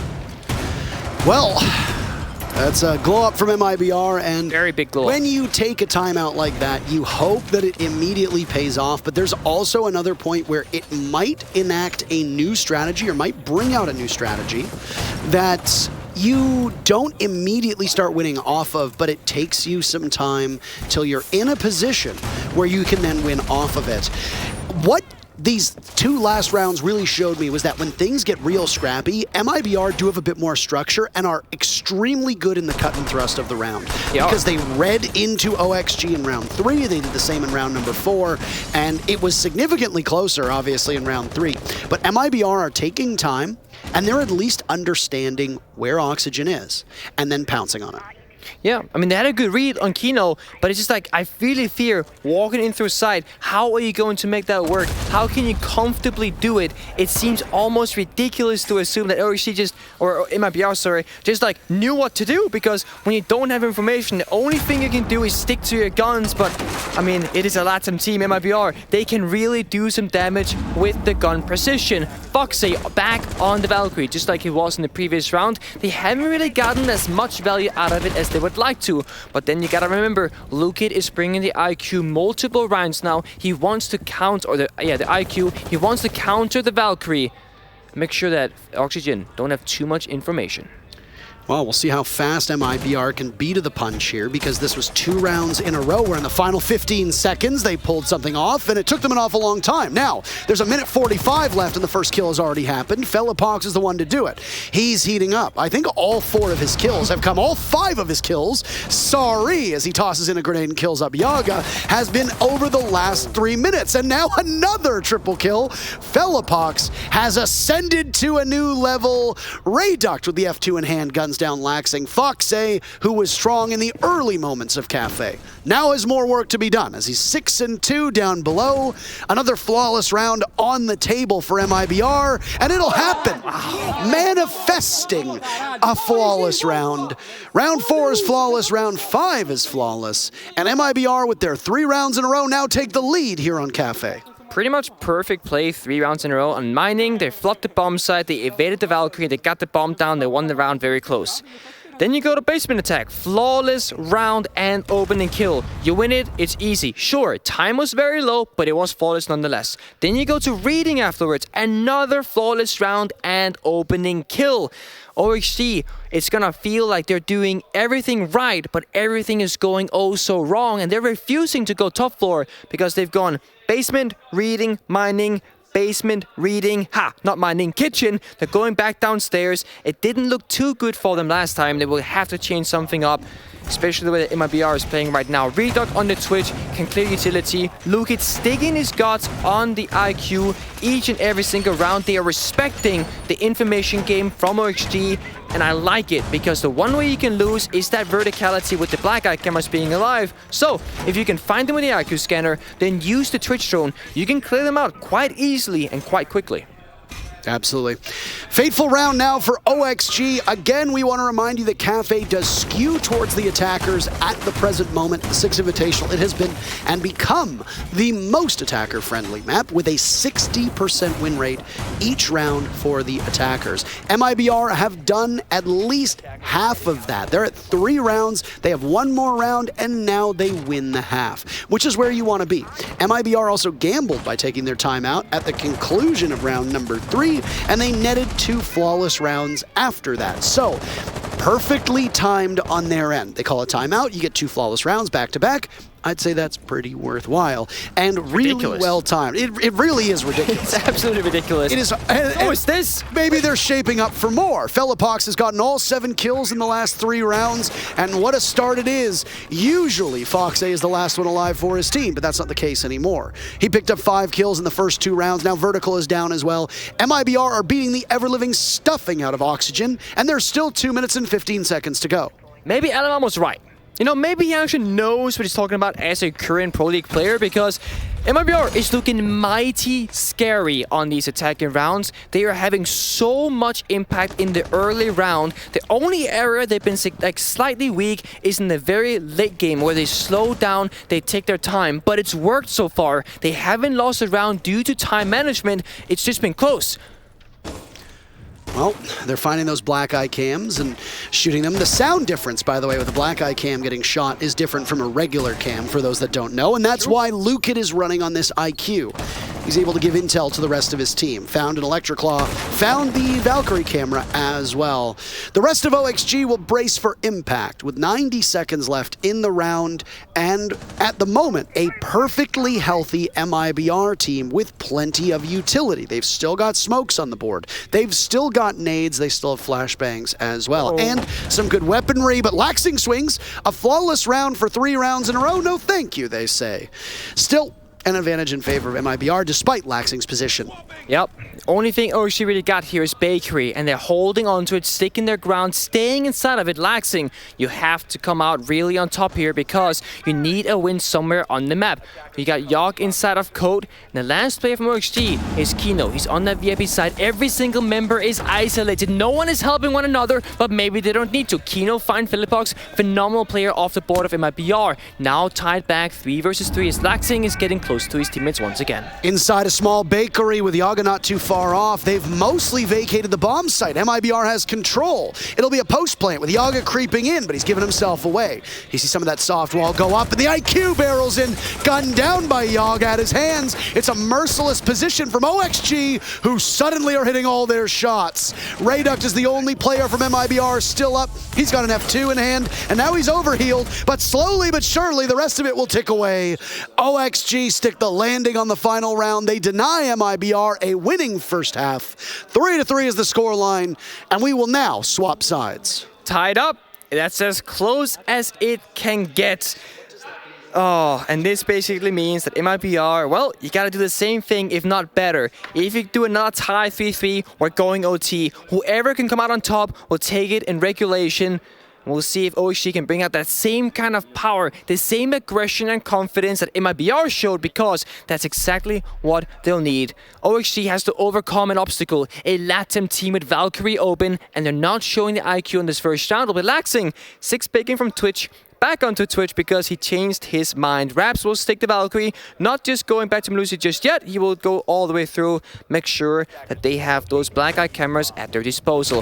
Philippox and Reduct will both be playing the Deny, or rather the ADS, projectile catching operators. Aruni and the Jaeger falls on that supportive-ish operator of Maestro. Yes, you have a great gun in the Alda. You got so many bullets, 1x scope at your disposal, but those evil eyes, the Maestro cameras, the bubbles as we call them, are extremely valuable on Kafe. You have this death zone that is Cigar and Piano, an area where players, they can't really play that safely, that comfortably, and you can deny a lot of drone work with those evil eye gadget. You open up the eye, you shoot out some lasers, and you can one-shot all utility and all drones, and even do a bit of damage onto your opponent players. Well, we have an update for you, by the way. Oh, do we? From the other game, yes, that is correct. Spoilers inbound, so plug your ears for about 10 seconds or so. Na'Vi is one map too, which means that it is going to a third map between them. Na'Vi is the first team to win a map against Damwon Kia and force Damwon Kia to bend at the knee of the UK overlords.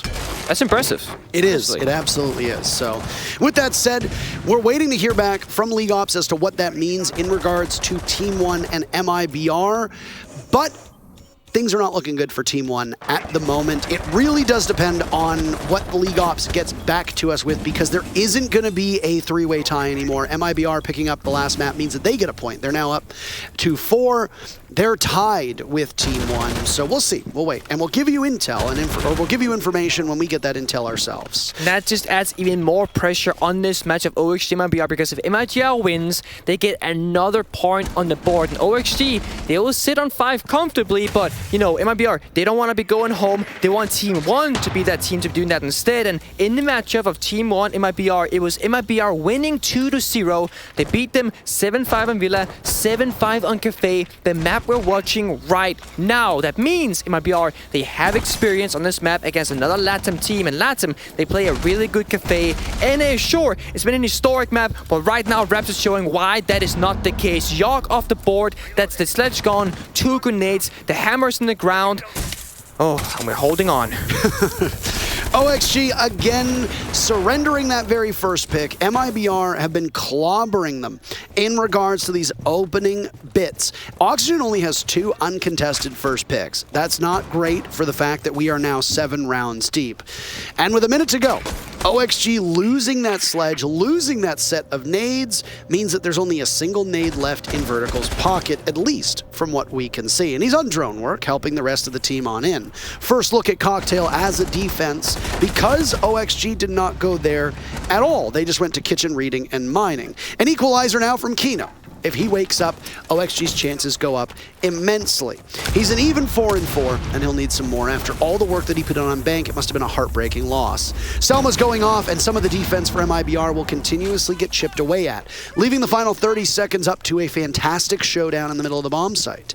Kino utility dumping, rating for it, Foxay not too far off. You need to ensure that any type of denial is taken care of. Rayduk softened up from the F2 of Laxing. That forces him back into back bar, waiting ever so patiently. Smokes get tossed out. Velopox fires back on the Kino.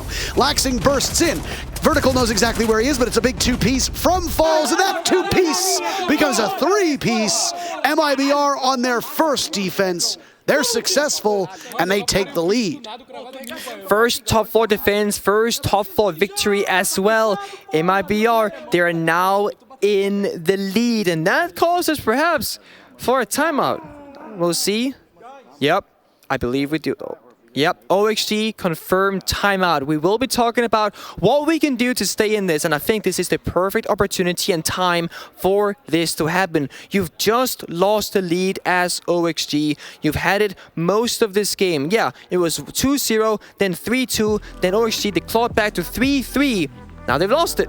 Timeout is coming in. We're going to talk about what can we do on this attacking side. We need to do as good as MIBR 3 rounds or better, as 3 rounds would take you into OT, and better, well, you'll win in regulation, which is even better if you're an OXG boy.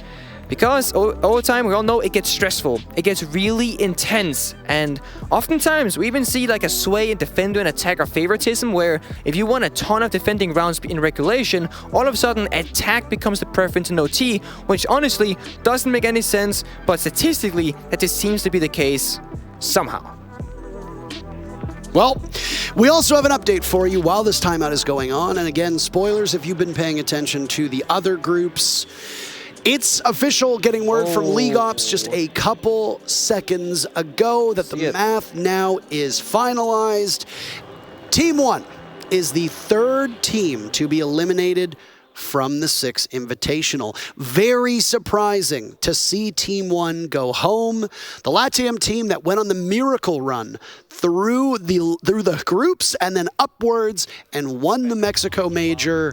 They tweeted before the event that this was the last dance. We can't begin to speculate on what that means, but it sure seems like this is a swan song for the team. Take a bow, Team 1. You're major champions. Whatever happens to you, whatever happens to your roster, whatever the last dance means, thank you for the memories. Thank you for being here. We appreciate it. It's been a pleasure to cast you. And it's a bit sour that they don't even get to play today. They were sitting at home, waiting, and the perfect storm happened. MIBR and OXG both winning a map, and Na'Vi winning the other map means Team 1 goes home. They join Sandbox Gaming and Team BDS as the 3 teams that have gone home.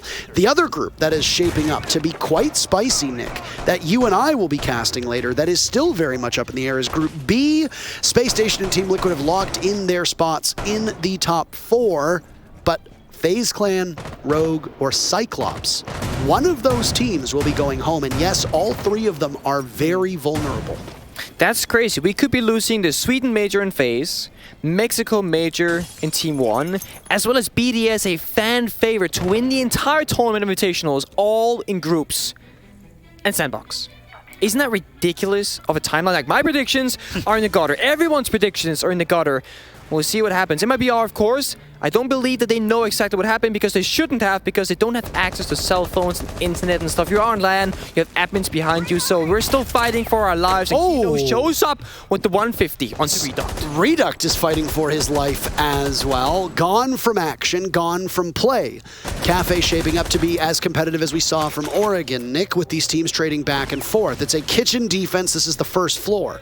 We saw our first look at a cocktail defense from MIBR, and despite the fact that OXG had some opportunities, it was MIBR on a stalwart defense.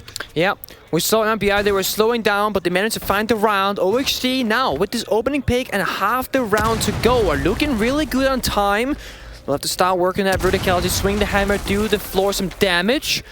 If you can find any angles, any freebies, that's going to make the round even easier for you. But once you've done all the verticality you need to figure out which side do you go for. There's a front take, there's a back take, there's a C4 from Philippox, goes out, blows it. It does not go out just there. We're holding on, waiting for the sledge to get nearby, trying to get the kill, but no!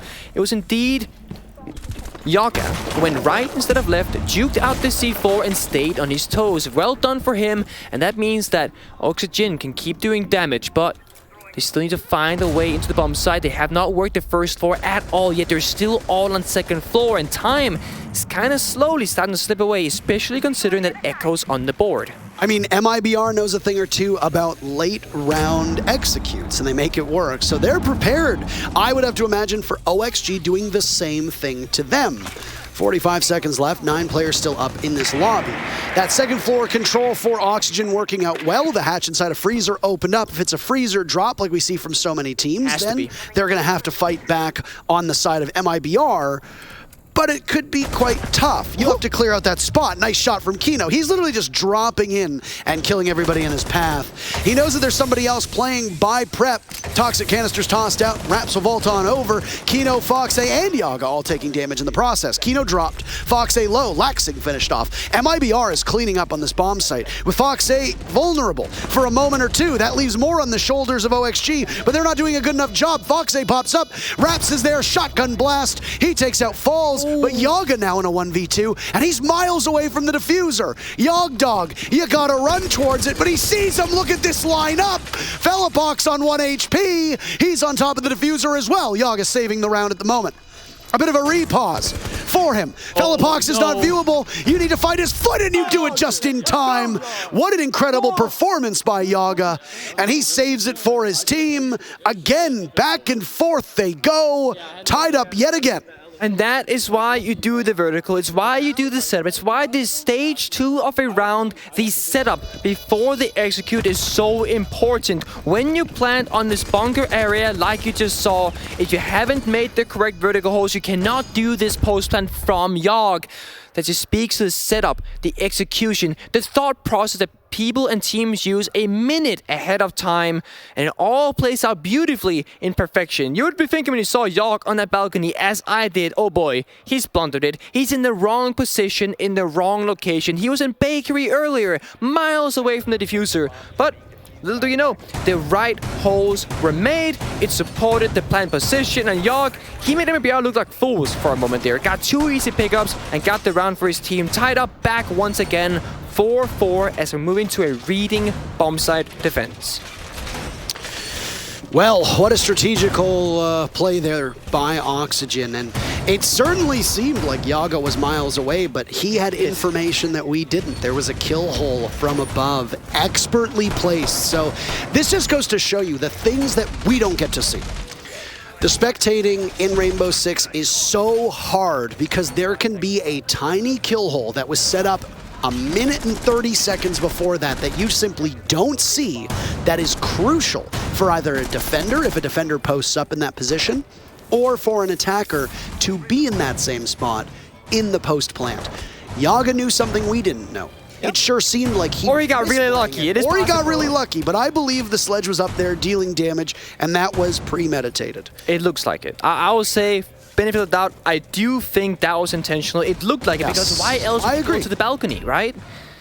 I mean, unless he wanted to sledge it, but it was already opened up. I don't know. There's no time, right? Then you just lose some time because 7 seconds go by, diffuse, help, blah, blah, blah. It's over.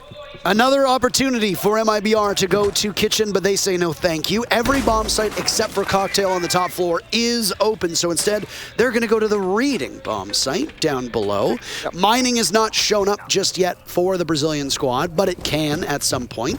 It was played once by OXG, and it was not won by the defense. There's a reason why it doesn't... It was close. It was close, but there's a reason why it doesn't tend to be the bomb site that teams like to go to. Would you look at that? We see another IQ pick from Laxing, both teams equally respecting the fact that Valkyrie is so powerful on Kafe, and IQ has almost seen no play at the Invitationals yet. Valkyrie herself often banned out, but not this time around. Both operators are in action from both teams. Raps had a huge round on that basement defense. He managed to toss his Toxic Babes, stopping OXG from planting, stalling, buying time. It looked like he single-handedly had won the round, and he almost did.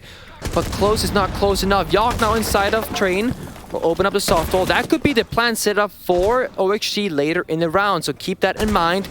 Kino inside of 90 clears out the Banshee as well, so now it's crumbling for MIBR with a minute left. OXG really have a good position on the map.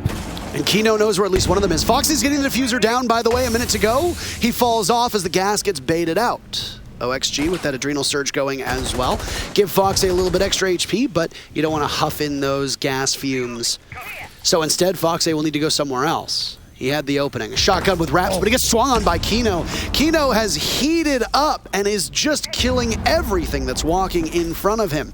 Nobody from MIBR is able to really challenge this. And after Felipox had such a strong start to the middle portion of this map, he has fallen off a little bit and allowed the rest of his team to take up land. Lucan is down for the count. Rayduct with the refrag. Felipox is gone. They can continue to trade, but every trade favors OXG, who now hold a 4v2. Rayduct above will need to get back to the bomb site as Foxy tries again to get the diffuser down. He was unsuccessful the first time, but nice drop from Rayduct, trapped inside a laundry, cleaning up at such close range, pivoting over, but Kino still stays alive. OXG will scramble to get the diffuser. They're going to need for the kills, but Falls is above, and Vertical now with the diffuser in hand means it's a 1v1. A drop here from Falls. He can take the engagement. They know exactly where he is, and MIBR will take their 5th round. So, we had Falls being the savior of basement, almost, but Rayduct being the literal savior of reading. MIBR, they do not want out. We're trading rounds back and forth and back and forth. Now MIBR back in the lead, 5-4. That was a 2 versus 4 clutch. The plant position from Foxy was questionable at best. You're exposed to the laundry drop. That's exactly what happened. You became a freebie. You had no cover. You had no intel, and it showed. That is the punishment that MIBR needed to do, and they did it so well. We'll be working our way back to top floor. The round rotation for MIBR has been top floor, into kitchen, into reading, and then back up to top floor. They're now comfortable, although I will say that last time they went on this bomb site, it was OXG that came out the victor. Wow, what an exhilarating round that was, Nick.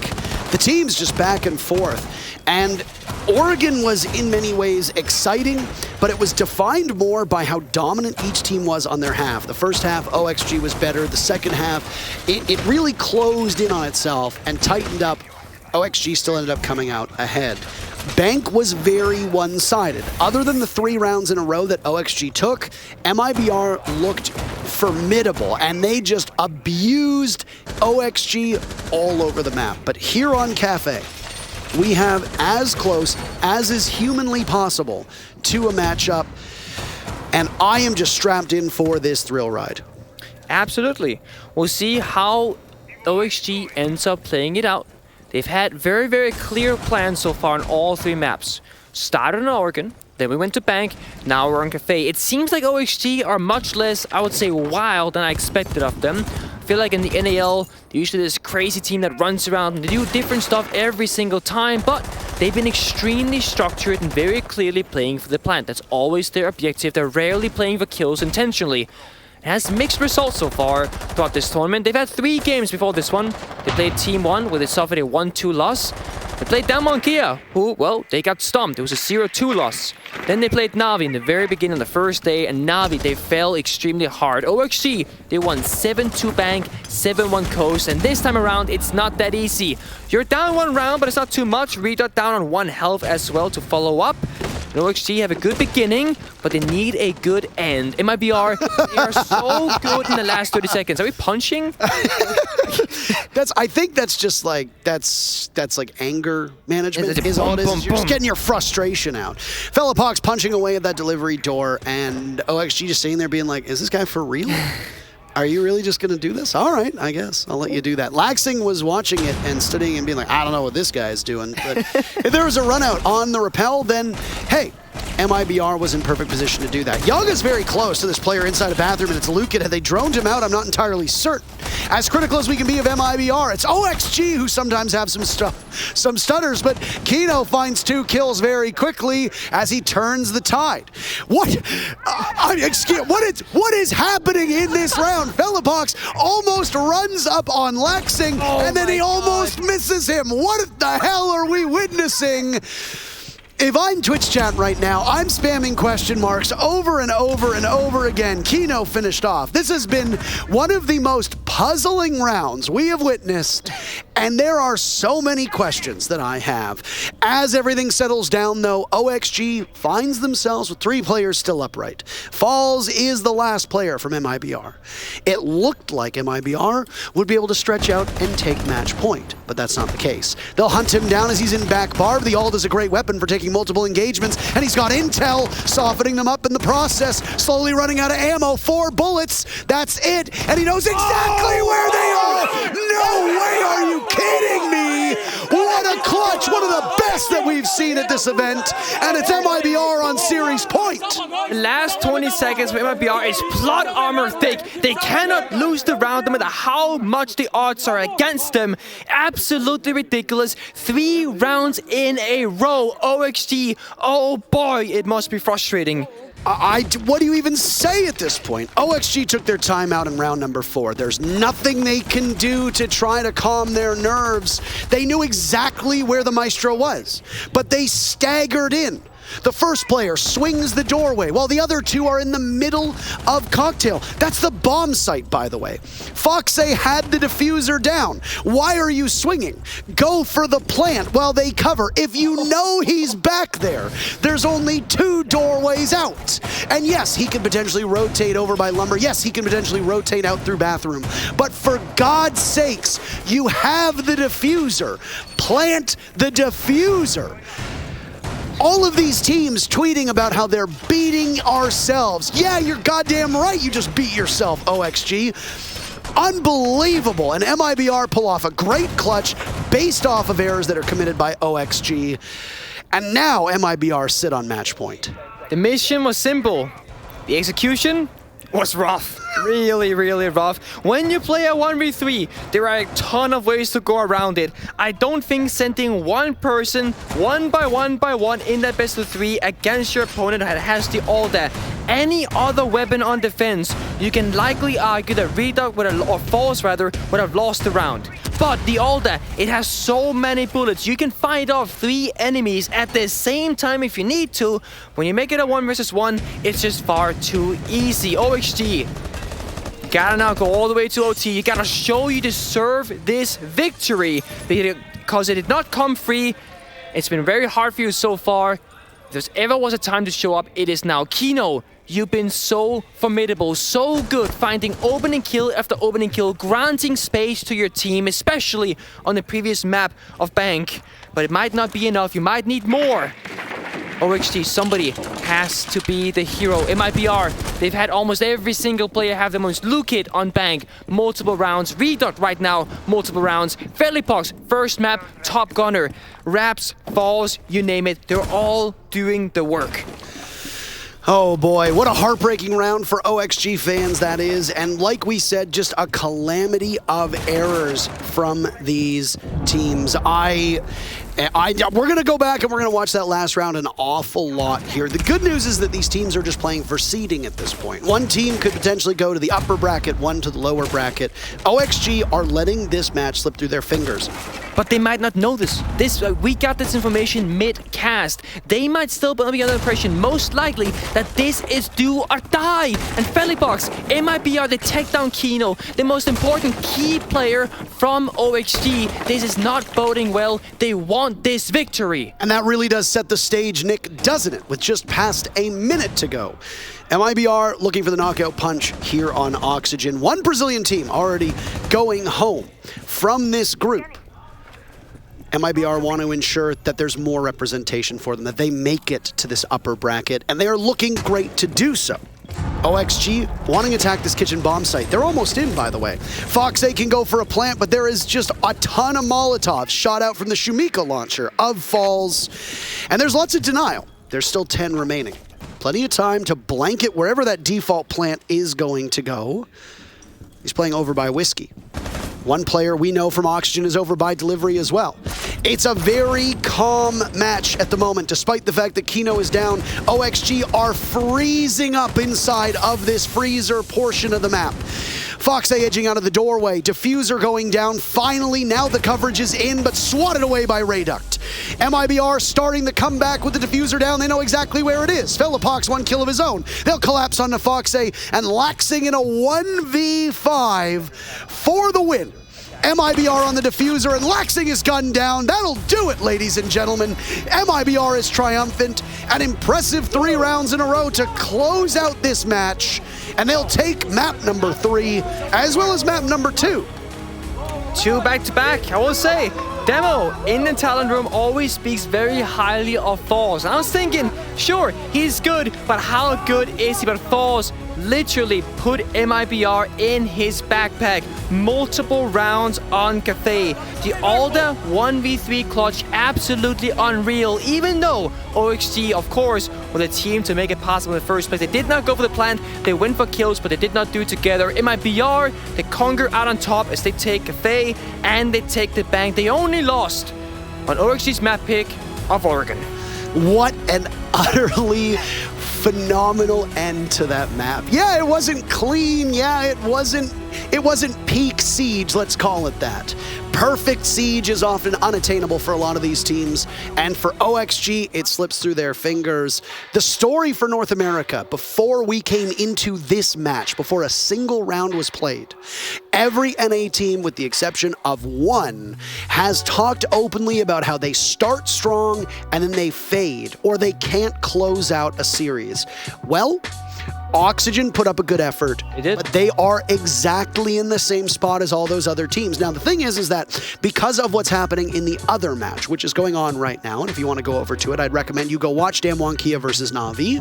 Oxygen and MIBR are both safe. Yes. So they're not exactly fighting for their lives, but MIBR just picked up some crucial points which can help them potentially make it out in the upper bracket. And for OXG, that is a problem. It is. I mean, I have to question OXG, if you can't finish out rounds, or close them out rather, when you got the lead, when you're in a good position, that's not going to bode well going forward out of group stage.